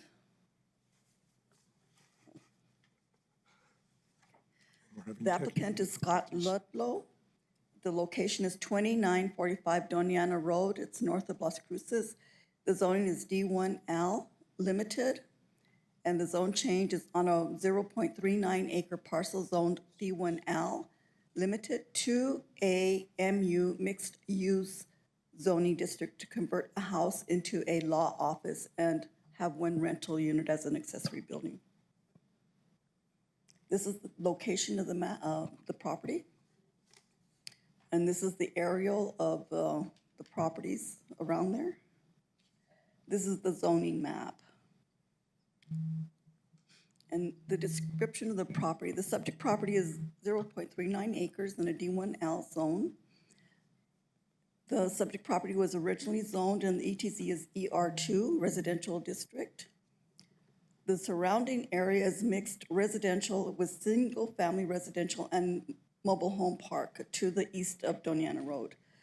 The property has an existing house built in 1953 and has been used as a single-family residence with an 800 square foot accessory dwelling on the back. Presently, the applicant can acquire a home occupation for the professional office. However, it is conditional that no more than 2 employees plus residents may work at the HO at any one time. The two-person designation would be for current employees only and would only allow 2 client visits. And this will also restrict the applicant from future expansion of the business with more employees. On February 3rd, Scott Ludlow came in for a zone change request to convert his house to a professional law office. The property will serve as a primary law firm with 3 full-time employees and an additional 2 more employees in the future. And of course, there's an accessory dwelling. This is the site plan. And this is the parking plan, the proposed parking plan. This is the land use aerial. I also have it with the notification list there. I showed you this already. And this is Jackson Lane. It is a unpaved dirt road and it dead ends. This is the south view of Doña Road and the north view of Doña Road. This is the notification sign.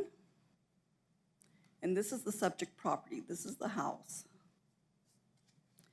And that's the accessory dwelling towards the back. This is the south view and the north view. The north, they have a rock wall with a compound in there, and then they have another house on to the south.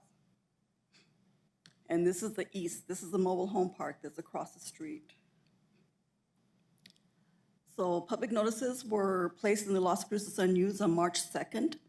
Signs and the letters were mailed out on March 3rd. Signs were posted on the property in a timely manner, and the agenda was posted on the DAC website. The potential number of homes, the applicant is proposing 1 single-family residence. The population is 3 full-time employees with 2 additional in the future, plus tenants in the accessory dwelling. There would be no negative impacts to the demographics.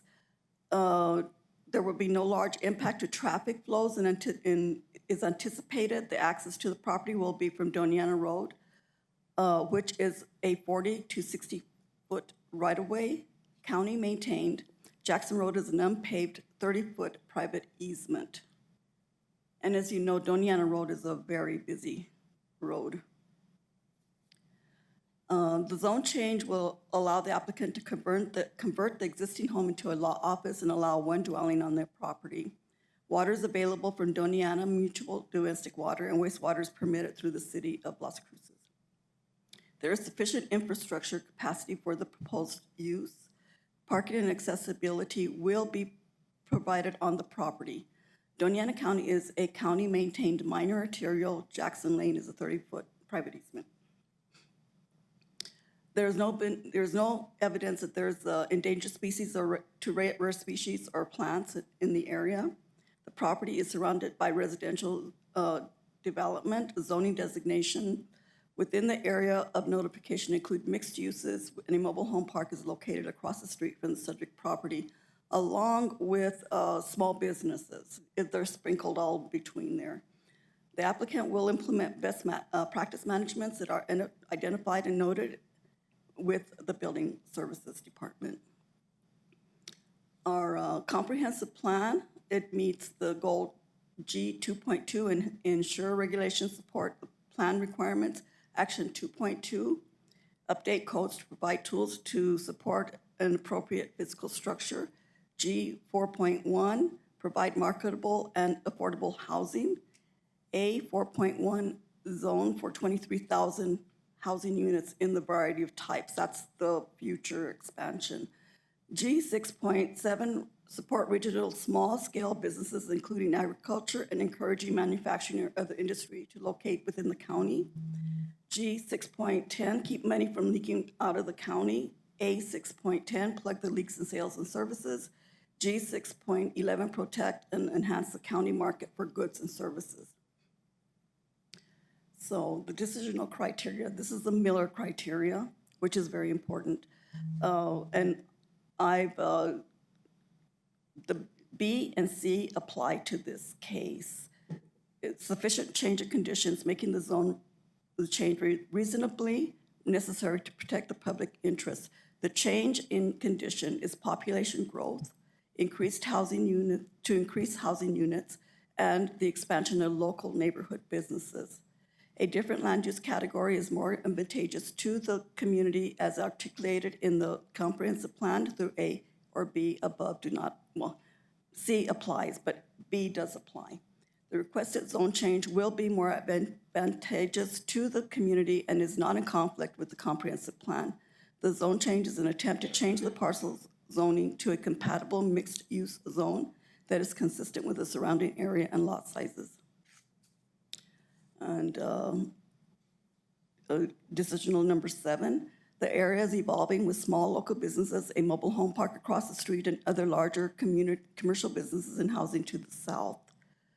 The proposed zone change that requires the county will not be giving money for this development.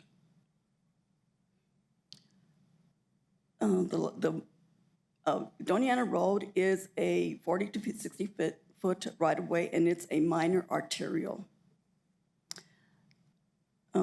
And strip zoning is not considered for this development. This is spot zoning. The zone change is low impact and retains the neighborhood's harmony while allowing a small-scale residential use. So we view this as not being spot zoning. The benefit to the community, to rezoning to the community, the zone change is not spot zone and will be consistent with the surrounding zoning of D1L. The proposed zone change promotes a low impact use that allows consistency with the surrounding residential area. The property size is 0.39 acres, and there will be a benefit to community by increasing the availability of small businesses in the area.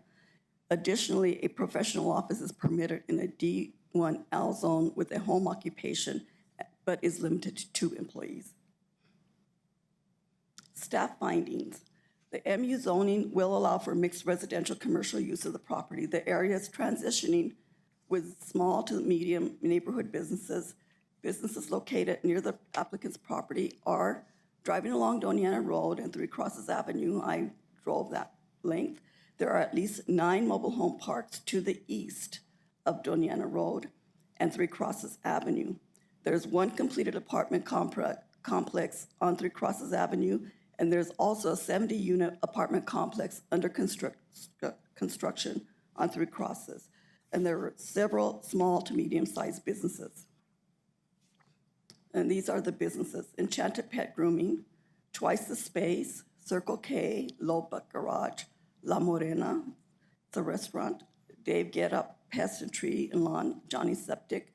There's a strip commercial business at the corner of Three Crosses, Doña Road and Alameda.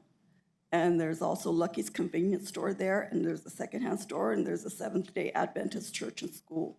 All of it within that 1.5 mile drive from the property. Staff findings: the property is outside any incorporated municipal zoning authority. The request of the application is consistent with the requirements of the UDC. The zone change request for MU does satisfy the decisional criteria for the zone change. The zone change to MU district is not considered spot zoning. The property is approximately 0.5 miles from the city limits. Population growth and development of small businesses and housing is driving change in the surrounding area. There are at least there's 9, there's at least 4 within a 1 mile radius in the 70 unit apartment complex under construction. The staff findings: this zone change is not in conflict with the comprehensive plan. Staff recommendations: based on the findings of fact, staff analysis, and agency comments, staff recommends conditional approval of case number Z25004 to change from D1L to MU, mixed use zoning district, and with one condition that the access to the business is solely from Jackson Lane, and it makes sense because Doña Road is very congested and very busy. And that concludes my presentation. Okay, thank you. Questions of staff? My only question is, will he be required to have his, like, restrooms and stuff ADA accessible and Oh, yes. all the necessary requirements for a business? Yes, with the conversion of that house to a commercial law firm, yes, he will have to follow all of the building services recommendations. Thank you. Other questions, staff? Can we hear from the applicant? He's on the phone. Are you on the phone, Scott? I sent him. Yes, this is Scott Ludlow. Good morning. Please state your name and address for the record. Scott Ludlow, 2945 Doña Road. Do you affirm the testimony you're about to give today is the truth under penalty of law? Yes. Thank you. Good morning to the chair and commission. Thanks for allowing me to appear remotely today. I apologize I can't be there in person. I'm at a conference to be better equipped to support the assisted outpatient treatment program that is conducted in Doña County. I appreciate the recommendation from Ms. Santisteban and the staff to approve the proposal. Regardless of what you decide today, I look forward to supporting the community through legal services. I do see the staff recommendation to limit commercial access to property from Jackson Road. I do want to address that briefly because I do request that that clients and staff are able to enter the property through Doña Road. First, just seeing that recommendation today, I had not had the opportunity to look into the ability to add an entrance on Jackson Road. I understand that there is an easement for the property located, for the properties that are located on Jackson Road, but because there is a historical entrance to the property from Doña Road, I don't know if that even applies to 2945 Doña Road. Second, there is already an ingress and egress route on the Doña side of the property. Further, both of the water meters and just last year, we had new sewer vents installed when Las Cruces extended its sewer system to our property. Those are on the Jackson Road side. That's going to limit the ability to find an appropriate ingress and egress on Jackson Road. I do know that my neighbors on Jackson Road are very protective of it. And in my communication with my neighbors, just to be candid with with the commission, I informed them that I was not asking for a change to the entrance and exit. 3rd Jackson Road is elevated compared to the backyard where I'm proposing to put the parking. While that's not insurmountable, that will raise the expense in using the property as requested. In terms of impact on Doña Road, I do acknowledge that Doña Road is busy. However, you know, I lived there, I moved there in 2022. We have people, you know, over as guests. As noted, there are 2 entrances or exits on Doña Road already. And so I'd put forward that the impact on traffic will be the same as it currently exists. So in summary, I do request approval of the zoning change, but I also ask the condition requiring the access to be on Jackson Road is not put forward. I am available for questions. Questions of the applicant? Mr. Chair, I have a question. It's not about the access. I was reading in here, it's, you would have no more than 2 employees and only 2 client visits. I guess I'm a little curious as to why there are 9 parking spaces then. Yeah, so the parking spaces is to anticipate for the accessory dwelling and then also growth over time. So right now, I have, you know, given 1 employment offer, whether we end up using this property or somewhere else. So currently I have 1 employee, but over time I expect that to grow. Eventually, I would like to hire another attorney to work in the office, plus additional support staff. And so, you know, we need the ability to expand over time. And that's part of the reason why I'm requesting, you know, a zoning change rather than just a home occupation. Plus, by having tenants at the accessory dwelling, as I'm asking that that is approved to be used for a long-term rental, I want to give them the ability to have guests over and have designated parking for that ability. Okay, thank you. Further questions? Thank you.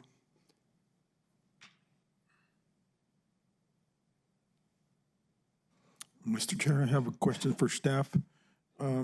What did staff think about that recommendation that he's asking to have access through the Doña Road? Is that something that we could remove?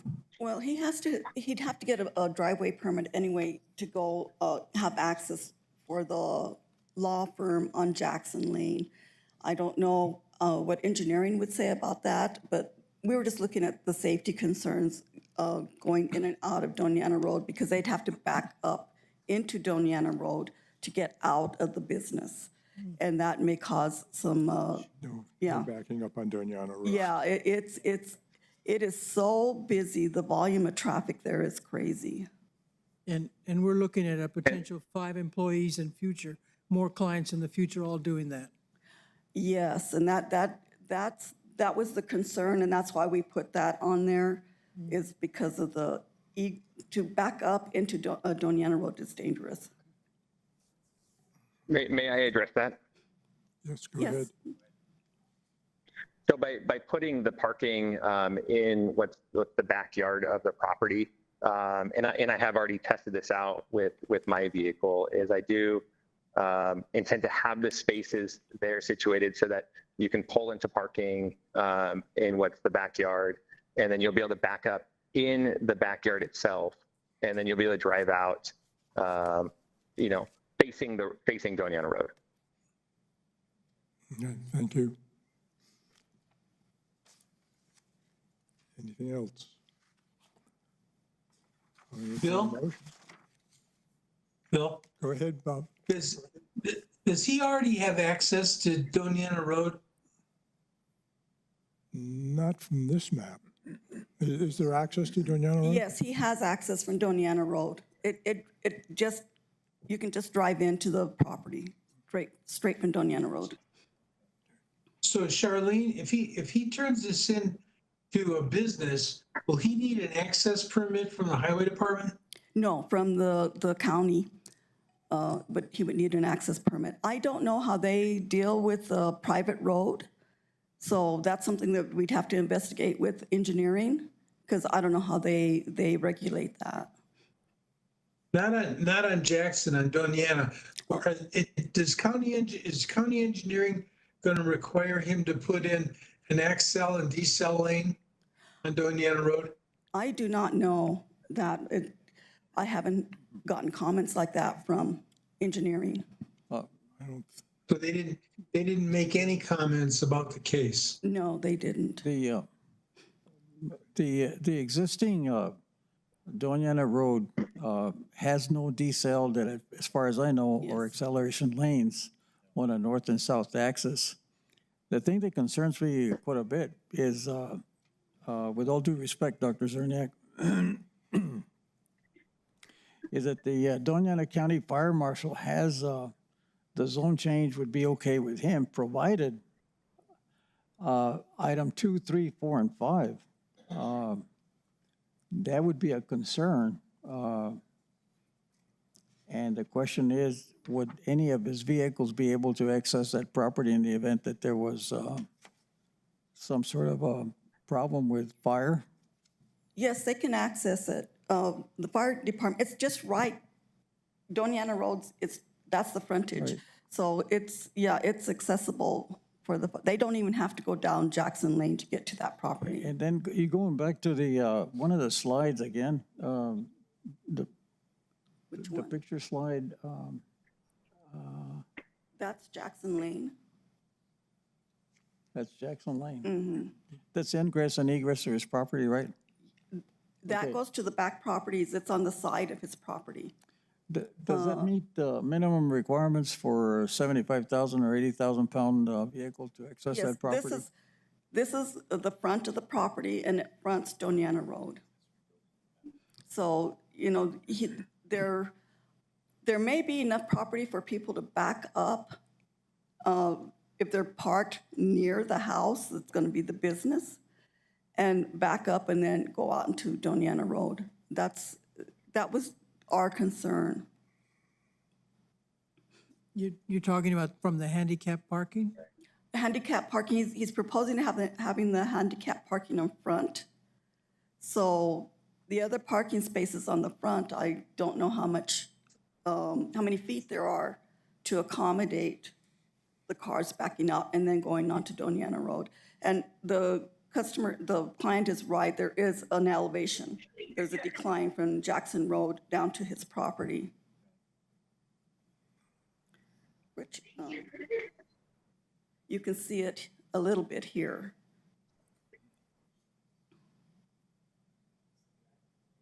No, this is the side of his house and Jackson Lane is right.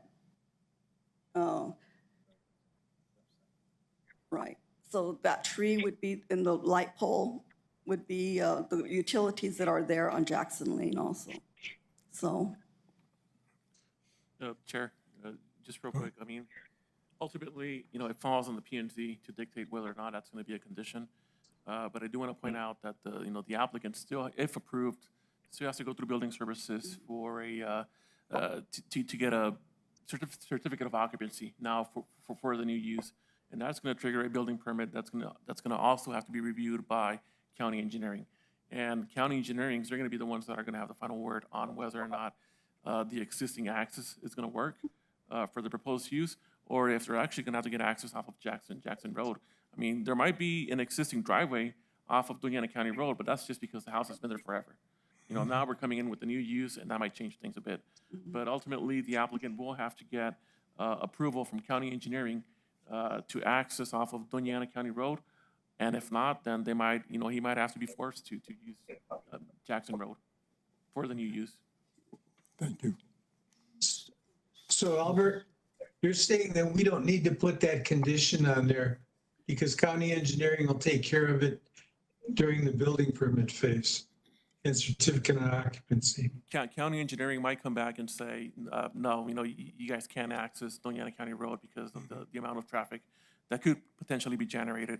But like I said in the beginning, it's up to the PNC to make that recommendation if they feel it's necessary.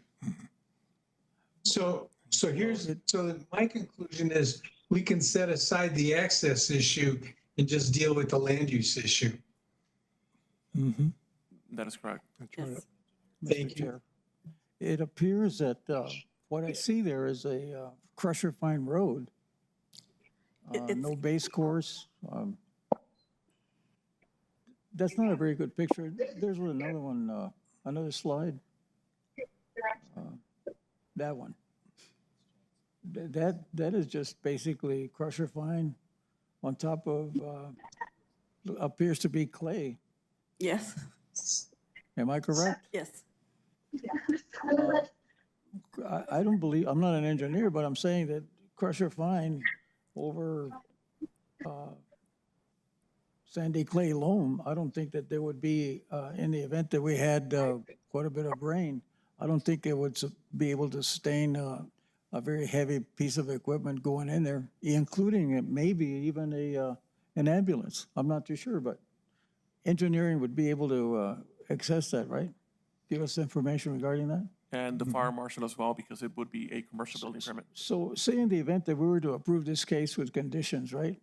If they don't meet the minimum conditions according to the fire marshal and engineering, that case would be denied, right? The zoning would still stand, it's just that he wouldn't be able to proceed with his plans to open up a law firm on the property. But the MU zone would still stay there. Albert, if we keep the condition in place, can't they still petition for the Doña annexes? If the condition is placed, then he has to meet the condition.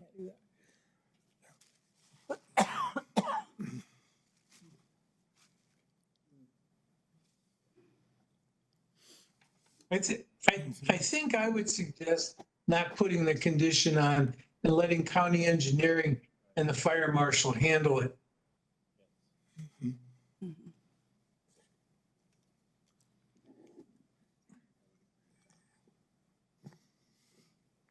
Anything else? Well, it doesn't, it's not a spot zone. Definitely not a spot zone. It's just going back to the safety and general welfare of the public, not only for this particular home office operation, it's for the existing people around it. So we have to take that into consideration as well. Mr. Chair, I make a motion to, for conditional approval of case number Z25-004, I'm sorry, and remove the condition from limit access to business solely from Jackson Lane, which would be access through Doña Road. Okay. Do we have a second? Chair, just to clarify, that was to remove the condition? To remove the condition, correct. Remove the condition. Therefore, it is not a conditional approval, it's a straight approval, is that Straight correct? approval, right. Right. Do we have a second? I'll second that. Second, Commissioner Lear. Any discussion on the motion? Hearing none, call the roll. Commissioner Uranga, Yes. Commissioner Lear, Yes. Commissioner Fisher, Yes. Commissioner Acosta, Yes. Vice Chair Zerniak, Yes. Chair Zargis. Yes, Thank you. thank you. Okay, going back again. So the conditions, Albert, were he has to meet the fire marshal and engineering, right? He has to meet all the conditions of the fire marshal, engineering, and county staff.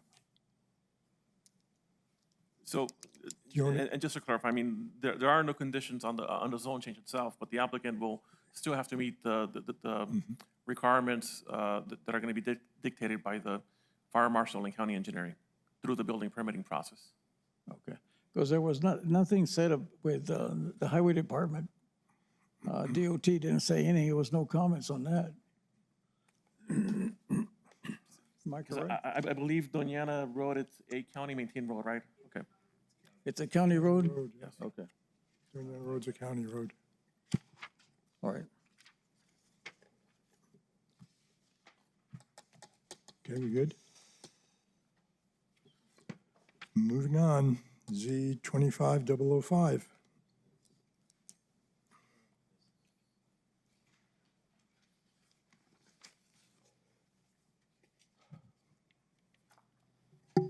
Good morning. Please raise your right hand and state your name and address for the record. Albert Casillas, 845 North Motown Boulevard. And do you affirm the testimony you're about to give today is the truth under penalty of law? I do. Thank you. Commissioners, I've been saving the best for last. This isn't last. We have one more after this one. Almost there. It's still a good one. So our next case, it's going to be a zone change in Bado. The owner is Barry Bado LLC, the applicant Jerry Odom, and this is located on 106 Bado Drive. The current zoning is a mixed-use zone. The property size is about 1.46 acres, and in this one, we're going to go from an MU to a C1, neighborhood commercial, and this is to allow additional square footage for retail facilities. MU right now currently, allows 5,000 square feet of retail space, and the applicant wishes to exceed that.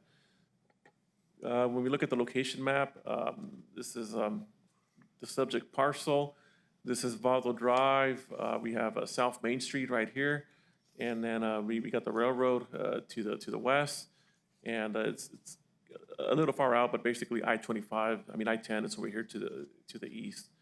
And then you have the other intersection of Holguin Road, kind of like in this area right here. Here's a close-up of the subject parcel. This is the existing dollar, or is it Family Dollar? Family Dollar, I always get those confused. Family Dollar there. And then you can kind of see the O'Reilly's that's right next to it. And this is this parcel right here is the one in question. And then when we look at the zoning map, we can see that, the entire parcel has that MU zoning designation. C1 to the, right next to it, that's the O'Reilly. To the south, it's basically everything is all MU. And MU, it's a mixed use, like there is some retail that's allowed, you can also have homes on there. You're just limited on the, on the square footage. And of course, prior to 2017, there was a non-residential application issued in 2001, and that was for, approving the Family Dollar on December 13th, 2016.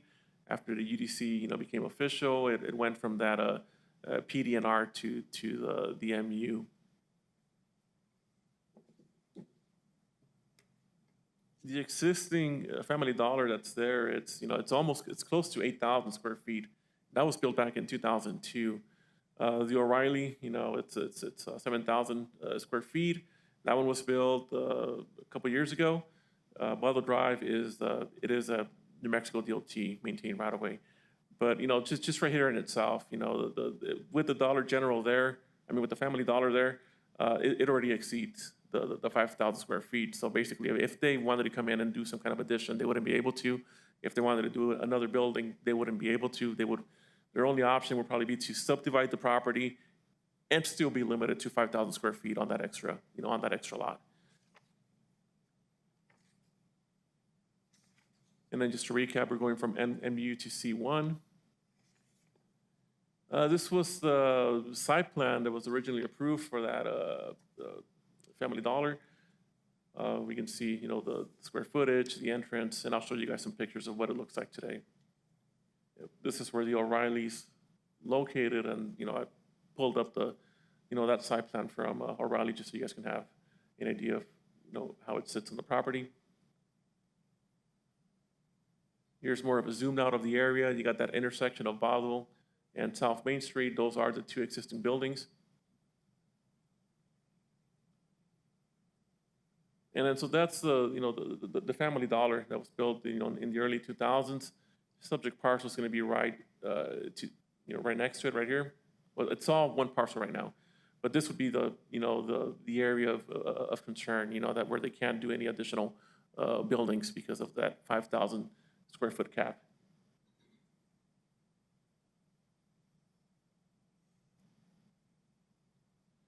And then looking back from that area into the two buildings that are there. Picture of Bottle Drive. It's that intersection of Bottle Drive and South Main.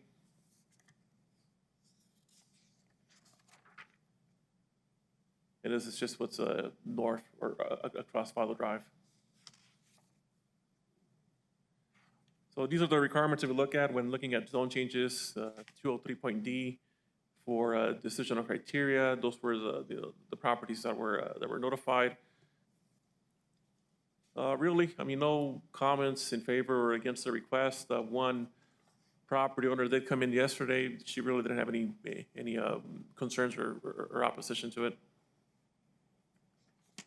You know, they're not proposing any residential development, traffic flows and impacts.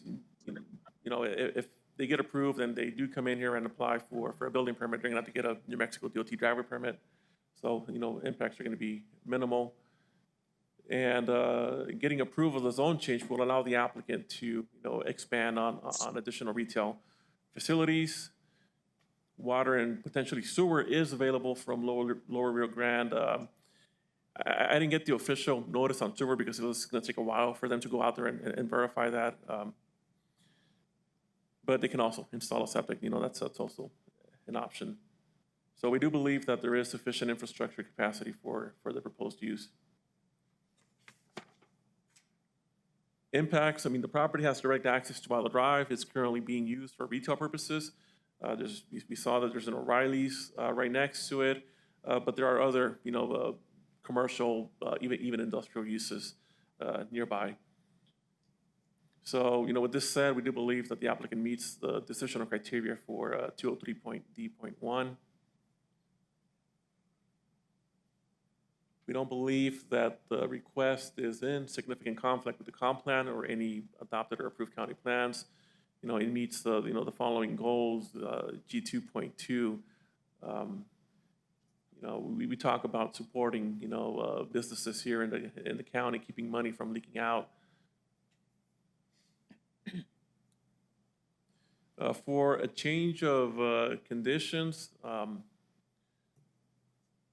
so we do believe that changes such as, you know, the construction of the O'Reilly's right next to it is a change of condition. Designation of MU to the property in 2017 could also be looked at as a change of conditions. You know, we basically, by giving it that designation, we basically, you know, grandfathered them in when it came to expansion. You know, they're not able to expand anymore.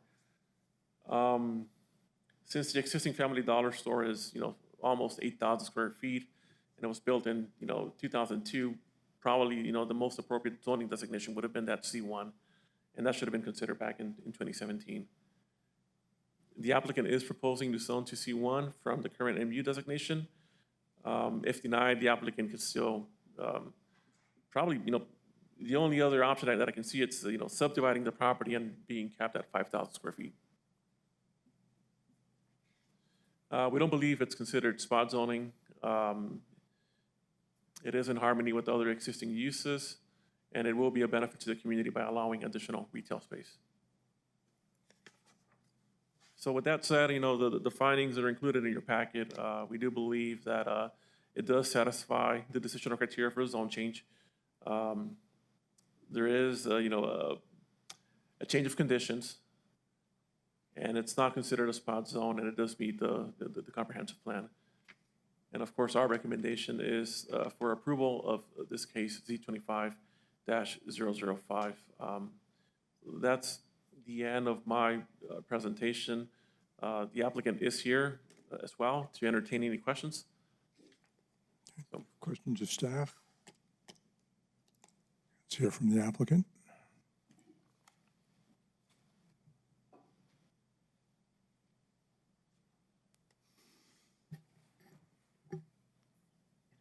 Good morning.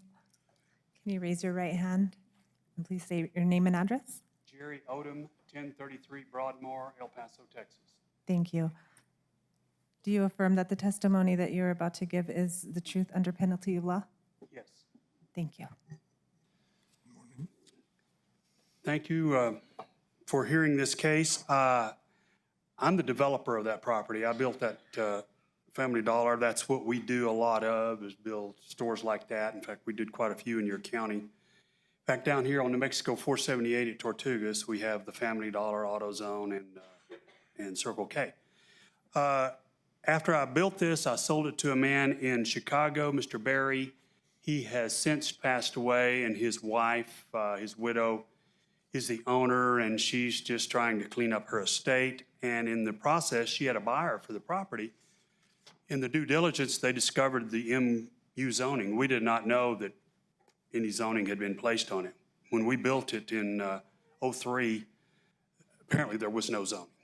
When we have a permit here from the Doña County, issued March 10th, 2003. So I guess we would now call that legal non-conforming. I don't know. But we're just asking that it be rezoned to C1 just to comply with the building that's on there. And there's no intention at this time to expand anything. It's just not in compliance with the current size of the building.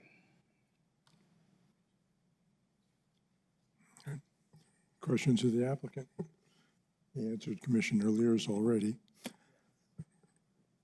Okay, thank you. Any further questions, staff? I entertain a motion.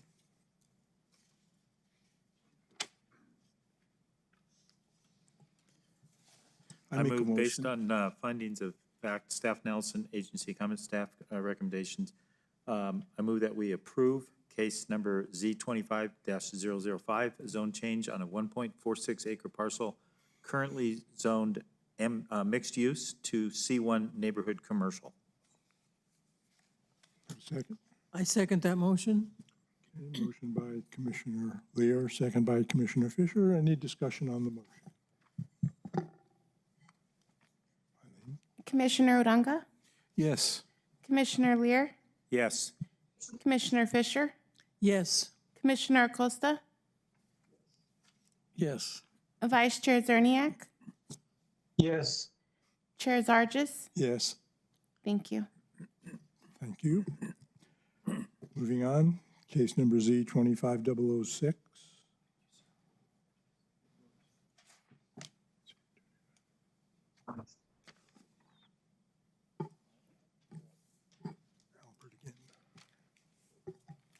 Good morning. Good morning. Please raise your right hand and state your name and address for the record. Albert Casillas, 845 North Motel Boulevard. Do you affirm the testimony you're about to give today is the truth under penalty of law? I do. Thank you. Now we're saving the best for last, right? It's going to be another zone change case. This one's, you know, we're going to be the applicant on this one for Darryl, Mr. Darryl Buck.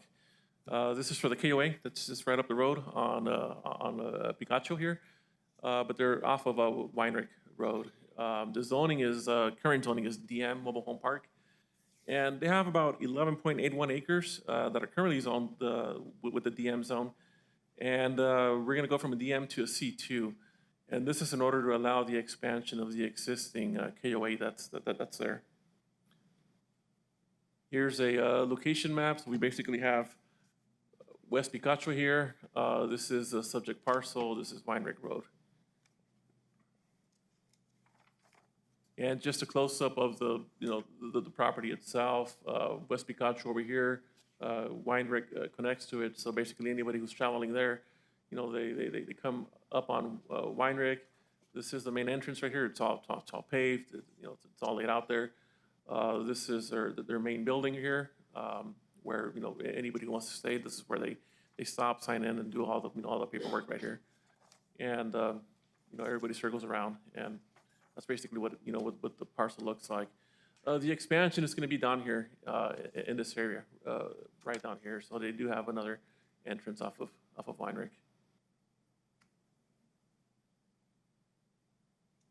This is the existing zoning map. As you can see, you know, when we adopted the Unified Development Code, we went ahead and issued it a DM zone.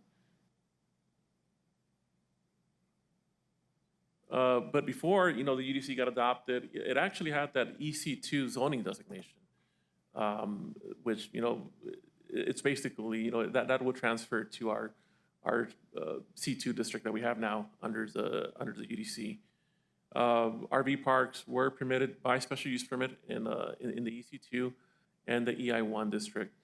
And then, of course, we gave it that DM zone once we adopted the UDC. The DM zone permits single-family type of homes, manufactured homes, mobile home parks. And it did also allow for RVs. As you know, we did do a, on our last amendment, actually, we made that modification to the land use matrix where we basically prohibited our RVs from being located in mobile home parks. The idea is that, mobile home parks are more for a permanent, setting of a mobile home versus somebody that's just, coming in and out. So that was one of the main reasons we made that change. But by doing that change now, we basically, the KOA now it's also, grandfathered in or legal non-conforming. So in order for them to expand, we have to go through this zone change to allow for that expansion. And then just to clarify, it's in your packet, you saw the conceptual drawing. The proposed expansion is going to be for an additional 14 spaces. This is just a conceptual drawing, that's the pond that's there. That's the existing entrance to the KOA. So there will be, a separate entrance to those 14 spaces that are there. And, and just so the P&Z knows, the applicant has come to community development. We've had pre-application meetings with county engineering, county fire, county flood. They're aware of, what's going to be required of them if the zone, if the zone change gets approved, then they move forward with their expansion. So they've already been in talks with our different reviewing agencies. This is just the map that's the aerial of some of the uses that are there. South of them, of course, there is an established mobile home park. There are some commercial uses just down the road. I believe that's a Hanson auction home or auction business up here, right here. The next slides are just a couple of pictures. This is the intersection of Picacho and Weinrich. When we look south, that's the current entrance for the KOA. This would be, of course, the proposed entrance to the expansion. A couple more pictures. So this would be kind of like the entrance to that proposed expansion here.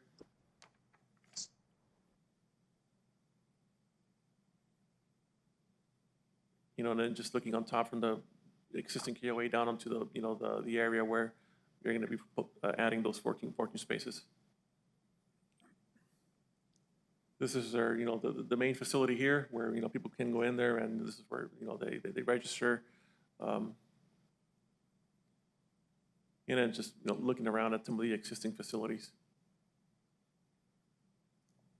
Some of the existing spaces, some of the views that are there.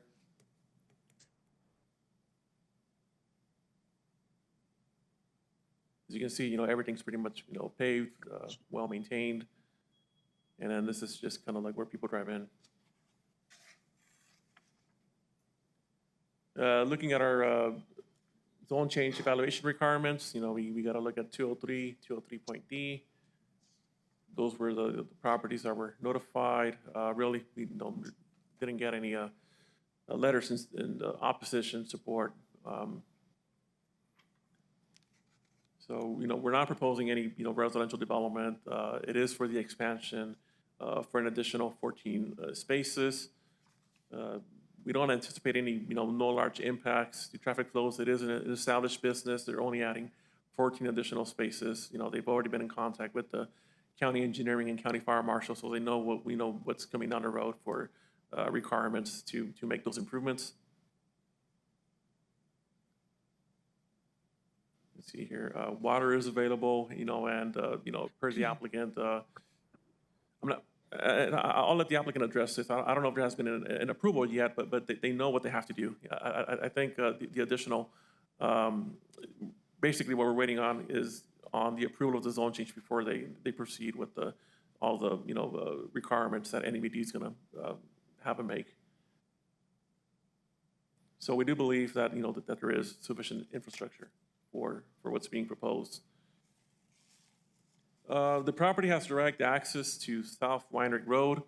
It's been a KOA since the 60s. There are existing C2 zones on surrounding properties. Other businesses include the Vaquero Fencing, which, you guys heard that case not too long ago. We have the Dam Ammo Company, Hanson Auction Group. There's towing companies out there. There's mini storage and RV storage businesses. Of course, if approved, they're going to have to, meet any buffer, landscaping, road improvements, applicable fire, life, and safety codes. So we do believe that the applicant meets this section or this decisional criteria. We don't believe it's in conflict with the comprehensive plan. Those are the goals that staff believes it meets out of that comp plan.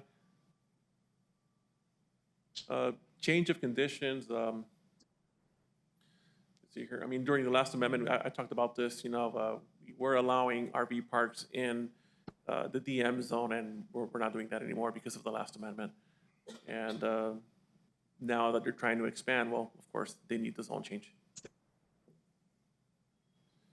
And like I said before, the KOA has been in operation since the 1960s.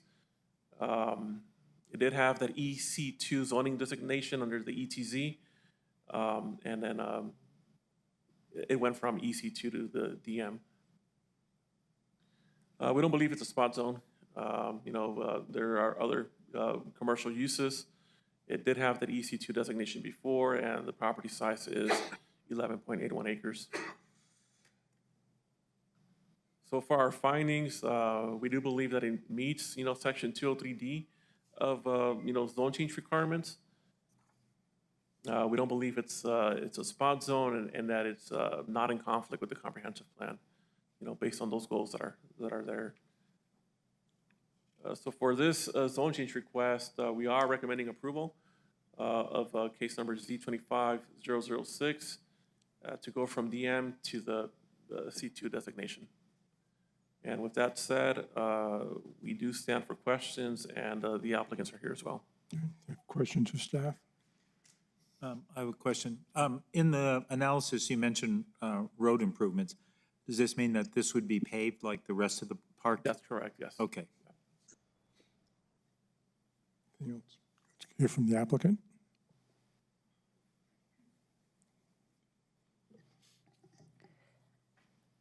Good morning. Good morning. Please state your name and address for the record. Daryl Buck, 814 Weinwich Road, Las Cruces. Do you affirm the testimony you're about to give today is the truth under penalty of law? Yes. Thank you. Any questions for me? Any questions of the applicant? If he doesn't want to make a statement, you've done a good job with your statement so far. Yeah, we've been there. We purchased it 4 years ago, July. We have a good rapport with all the neighbors. We're usually the ones that clean up the street after the monsoons because the county is short. We have doubled the revenue for occupancy to the county since we've taken possession. I'd like to say that from the pictures, it looks like a very nice facility. You've done a good job. Thank you very much. Questions? Any other comments from the staff or group? Thank you, Mr. Buck. Thank you. I'll ask for a motion.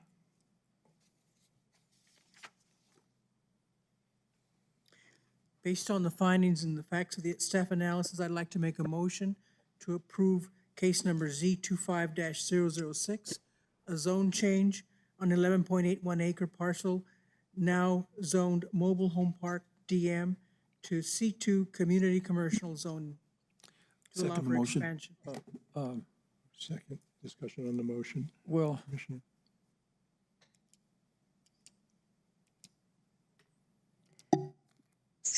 Just to confirm, I had Commissioner Fisher with the motion Commissioner and Fisher then, made the motion. Commissioner Uranga seconded it. okay, thank you. were you reading my mind, Albert? You were reading my mind, right?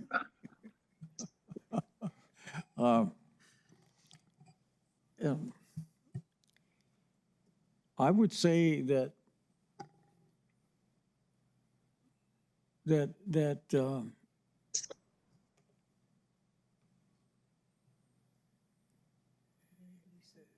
zone change would be okay, providing that on the agency reviews, that the applicant has to meet all the requirements according to item 1,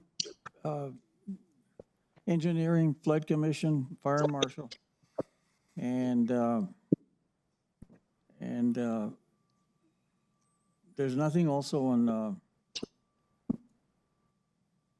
NME, New Mexico Department of Transportation on Highway 70. Is there a deceleration lane there? Acceleration lane?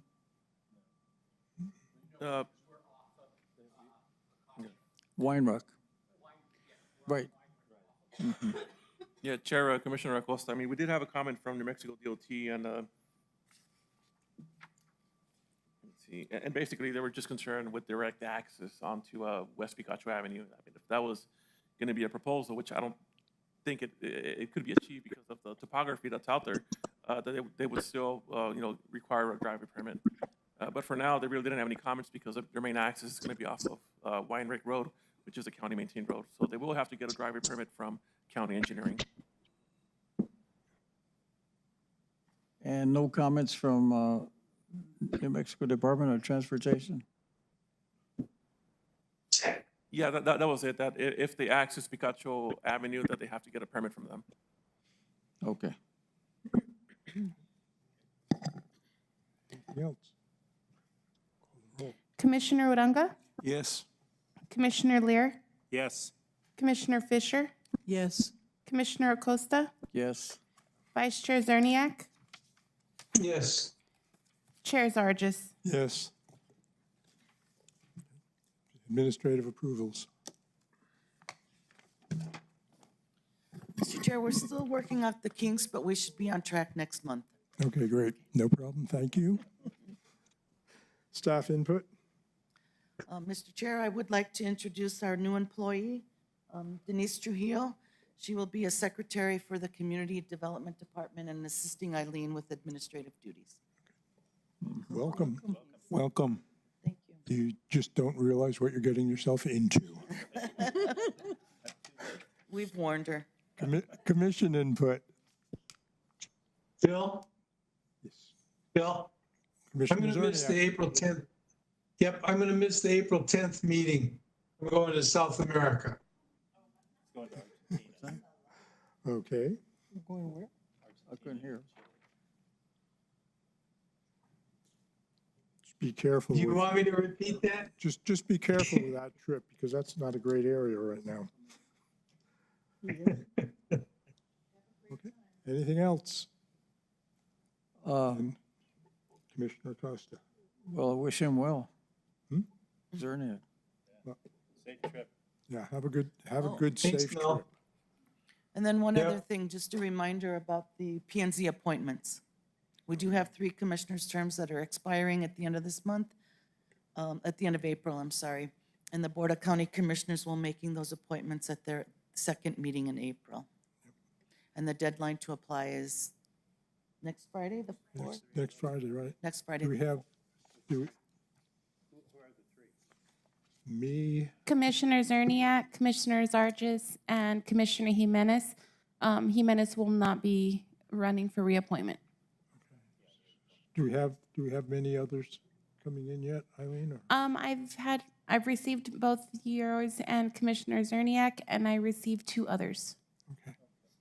Good. So we know. Thank you. Thank you. Anything else? We're adjourned. Out of here. Can I just make sure that everybody has signed the orders? There was 4 orders that needed to be signed. Yeah.